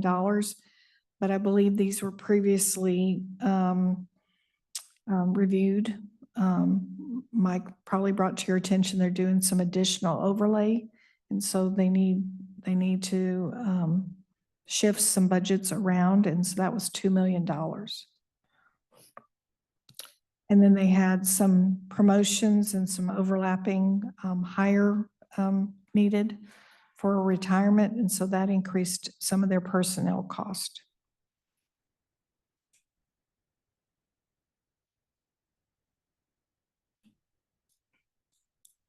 On roads, they didn't have anything else major other than some chemical, spray chemical increase expenditures for the year that they needed of $25,000. The next items on the sheet on page 6 all have to do with rural county public facilities. And this is when I did the presentation for you on rural public facilities, and we talked about new awards. I went back and I was adjusting their beginning fund balance because it was understated to the tune of about $2 million. So these are fixing the beginning fund balances, and then that correspondingly has an impact on ending fund balance. And then also. On that, it seems strange that it's exactly 2 million. Well, it's just an estimate. It's an estimate at this point. still. Yeah, the actual, yeah, so it's an estimate. Okay. And then when we have our awards, we increased our awards this year. And so we needed to increase our budget capacity to award those, and that's the $2.7 million. We also, and then we decreased our fund balance by $2.3 million. The next one is an item that it's being a late submission. It's for Woodland Scott Hill Park. They're requesting funding and they've gotten their application in for rural public funds, rural public facilities funds. This is continuation of projects they previously had requested money for.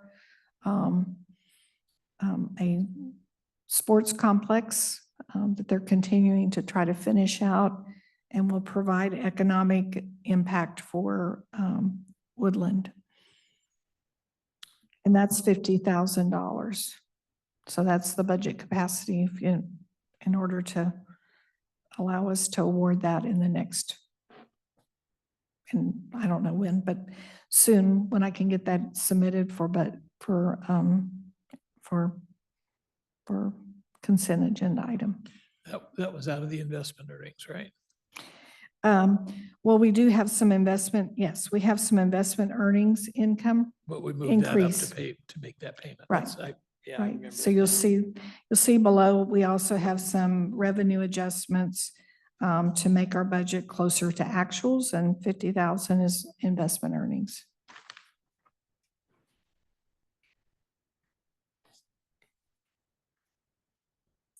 I'm going to page 7 for Federal Forest Title III revenue and expense. We have, in the budget, we had only anticipated 11,000 for revenue and expense, and we actually received enough for 20,000. And so we're adjusting both sides of that revenue and expense. And then some of these others are like this veterans relief expense, they're adjusting some of their ending fund balance. I'm trying to true it up a little bit more and then adjusting their lease expense by $4,000. They also had provided some additional, which is basically net impact of zero. They're shifting some salaries and staff cost in their human services, their substance abuse expenditure categories, but they're offsetting it with reduction in other lines. Then we have our behavioral and mental health tax. And so on this one, they're reducing, this was one where we had originally had anticipated continuing a contract with Columbia Wellness for the sheriff's office. But then later a decision was made to hire staffing versus doing the third-party contract. So this is impacting the budget to shift those funds elsewhere and to transfer them out. Also, some additional transfers out that we talked about over on the general fund of $95,000.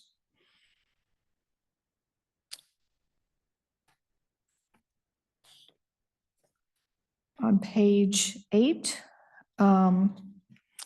again, there's that's a small increase. It's offset. That was for the health specialist. Whoops. Health specialist, mental and behavioral specialist in the sheriff's office, showing the transfer out. Then the next one is the health department and shifting staff cost with other health services funds. And the net impact is zero. The tourist facilities expense and revenue, These are some items that we didn't account for when we were doing the budget, the original budget, so items missed, particularly related to large grant. They needed that line item. And then also a new estimate on some of their revenues, increasing their revenues to offset those expenses for $183,000. Also, that one had the Cougar Rest Area cleaning in it, and that was previously approved by the board. So this is just giving them the budget capacity to get that done. Page 9. The 20K is going to, is what it'll cost us estimate to the end of the year. Through the end of this year, yes. Page 9, we have boat safety fund. They are requesting a reduction. Let's see, they're requesting a reduction of ending fund balance because they're anticipating a reduction in some of their revenues.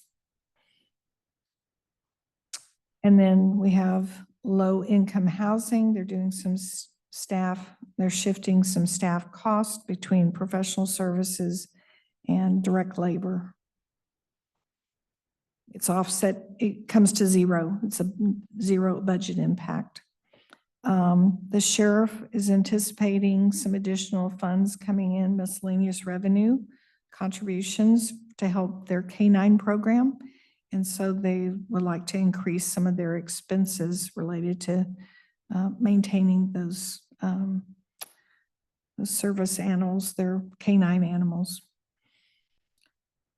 The law and justice, they're requesting, but they're offsetting it. They requested, and I think this was previously approved at a Board of Commissioner meeting for some promotions, but it was offset by some other direct labor cost. And then they had some expenses related to overtime, and so they'd like to reduce one of their other labor categories in order to cover the overtime expenses. So it's really a net zero. Law and justice expense related to, there was some adjustments for law enforcement records, after hours fund, and then there was a transfer out that was in the budget, but it's not needed, it's not necessary. So we're removing that budget. Wasn't there a $310 adjustment for law enforcement earlier on, what, page 5 or something? Is that Well, the same thing? that was the amount that they need to bill non-departmental for the Cowlitz portion of law enforcement. And this is law and justice expense. This one is not the law. Lear is law enforcement records. Yes, yes. I mean, I Yeah. know that the other one was also law enforcement records. Yes, and so this is Well, law. and that's like a $500,000 expenditure in law enforcement records. That wasn't part of our budget. Or am I missing something? No, it wasn't in our budget. It's for the non-departmental fund to pay law enforcement records.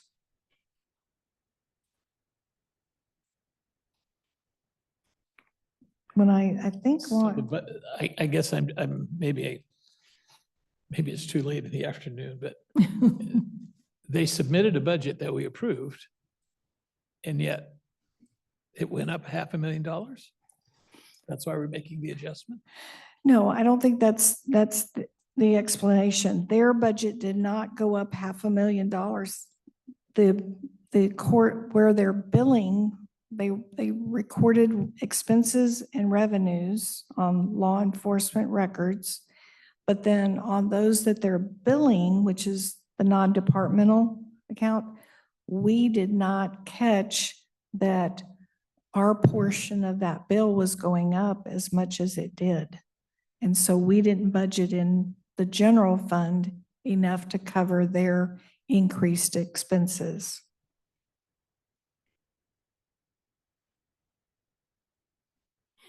but the expenses went up $500,000.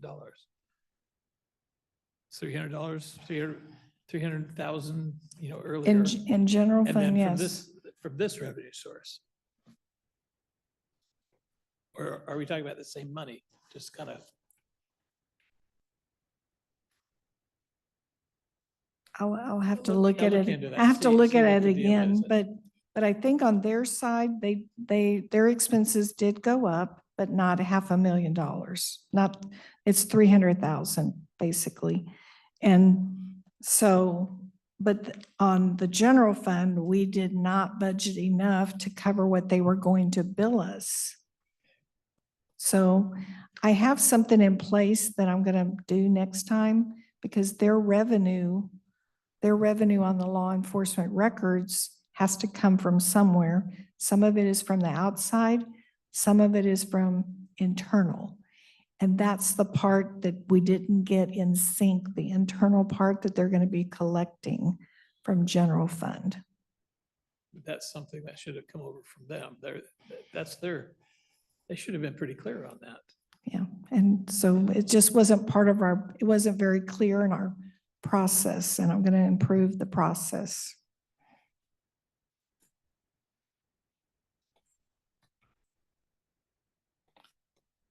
Okay, I'm on page 13. And so liability claims revenue, we have an $81,000 increase in revenue.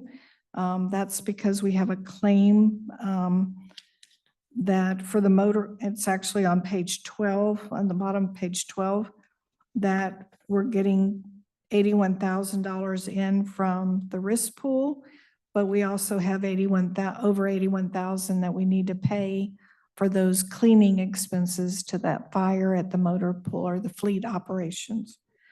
So it's an offset. We have increased expenses and we have increased revenue.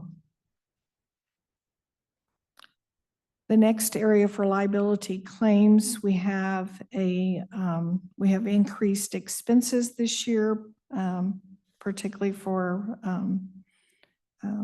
litigation and settlements. And so we're anticipating we're going to need about $82,000 more in expense. And we're going to fund that from a transfer from the risk pool fund balance. Because our liability claims has no fund balance available right now. This next one is the law enforcement records, and this is where some of their expenses have gone up from what they provided in the budget related to their settlement of their new contracts.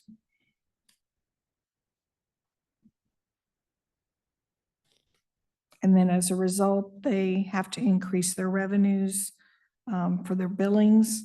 But like I said, it's not going up in the same dollar amount as what the general fund did. You can see it's going up about maybe $150,000. That's about it.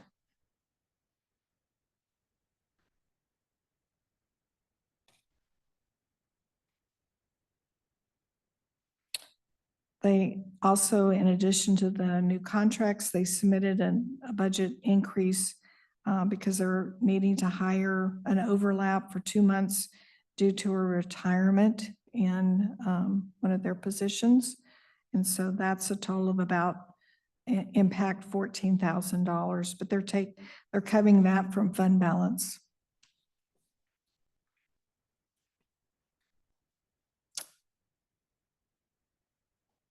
And then on page 14, the last page, we have law enforcement records.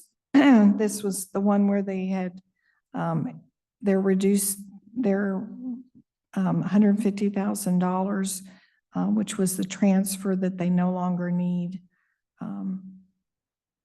So that was it.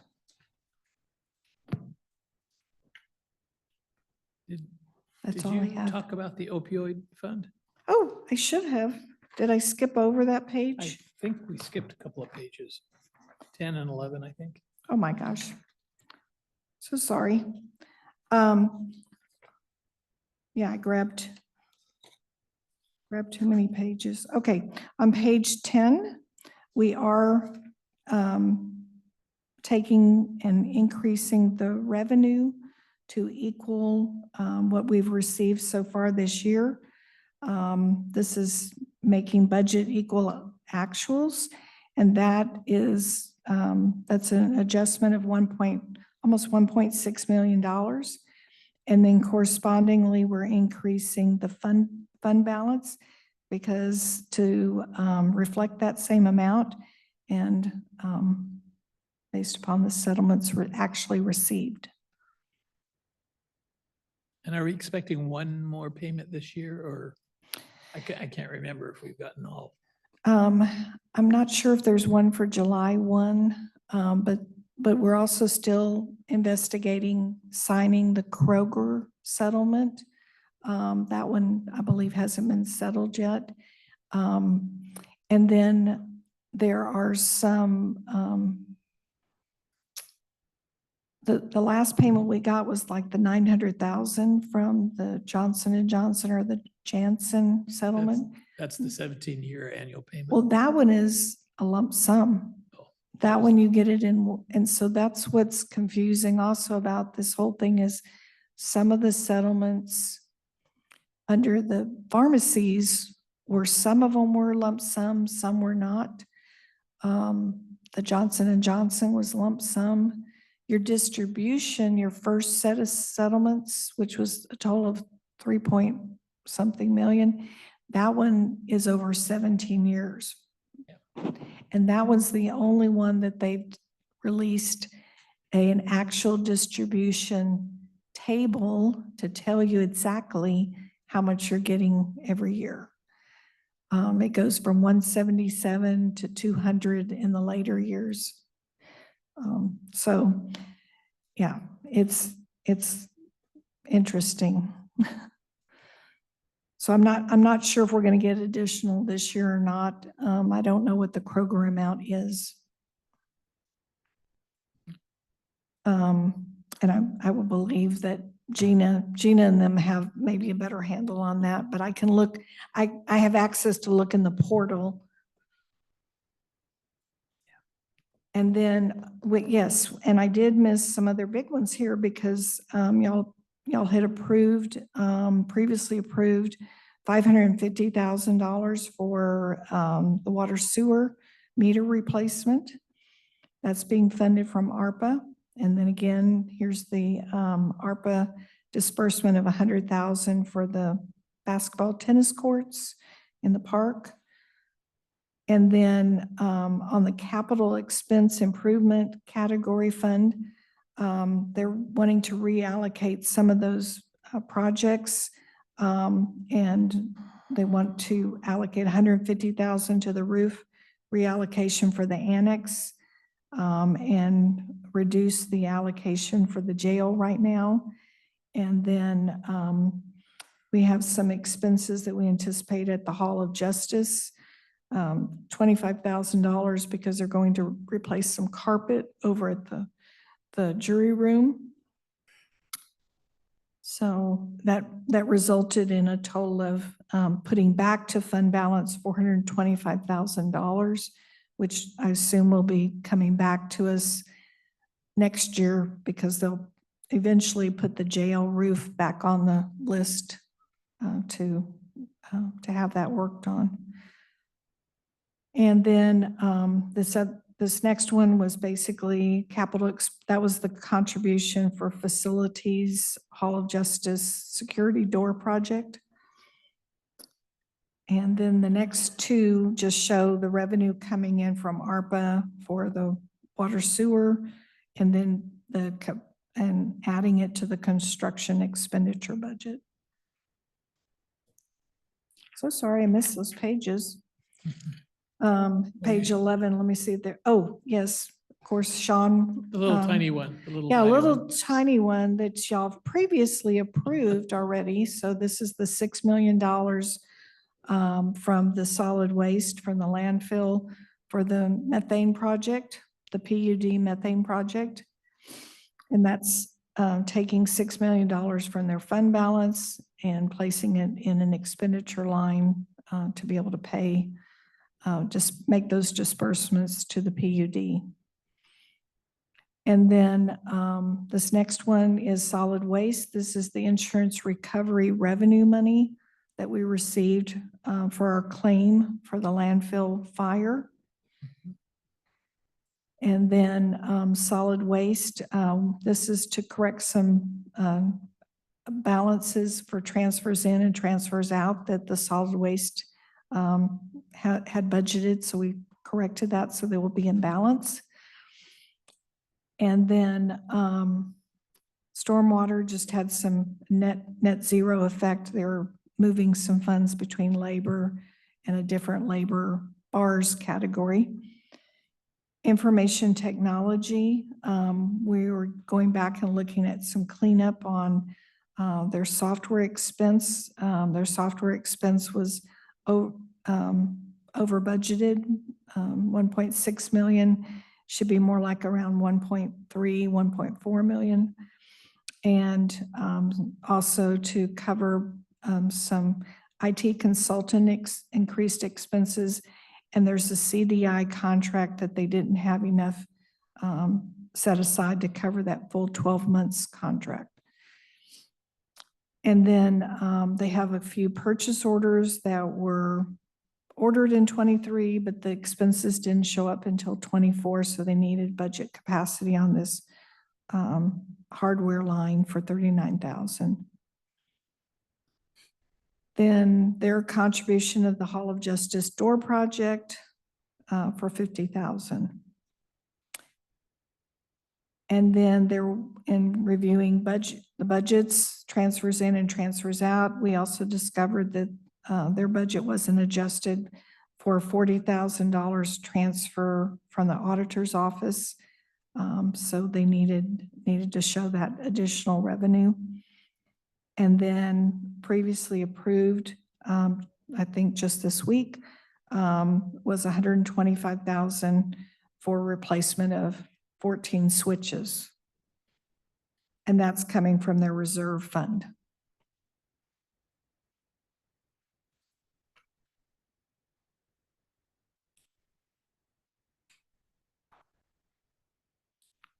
So I think I covered every page now. Sorry, so sorry. It's only money. Hmm? It's only money. It's only money. But trying to do a better job of monitoring everything, and also by having having our reports that we're doing for each of the departments, that's really helping us to hone in and look at different things, so. Yeah, I think it's a good job. Thank you. Anything else? And like I said, this will be on the public hearing for next Tuesday. And you'll look into that law enforcement records thing. I will. Yeah, what happened? Great, thank you.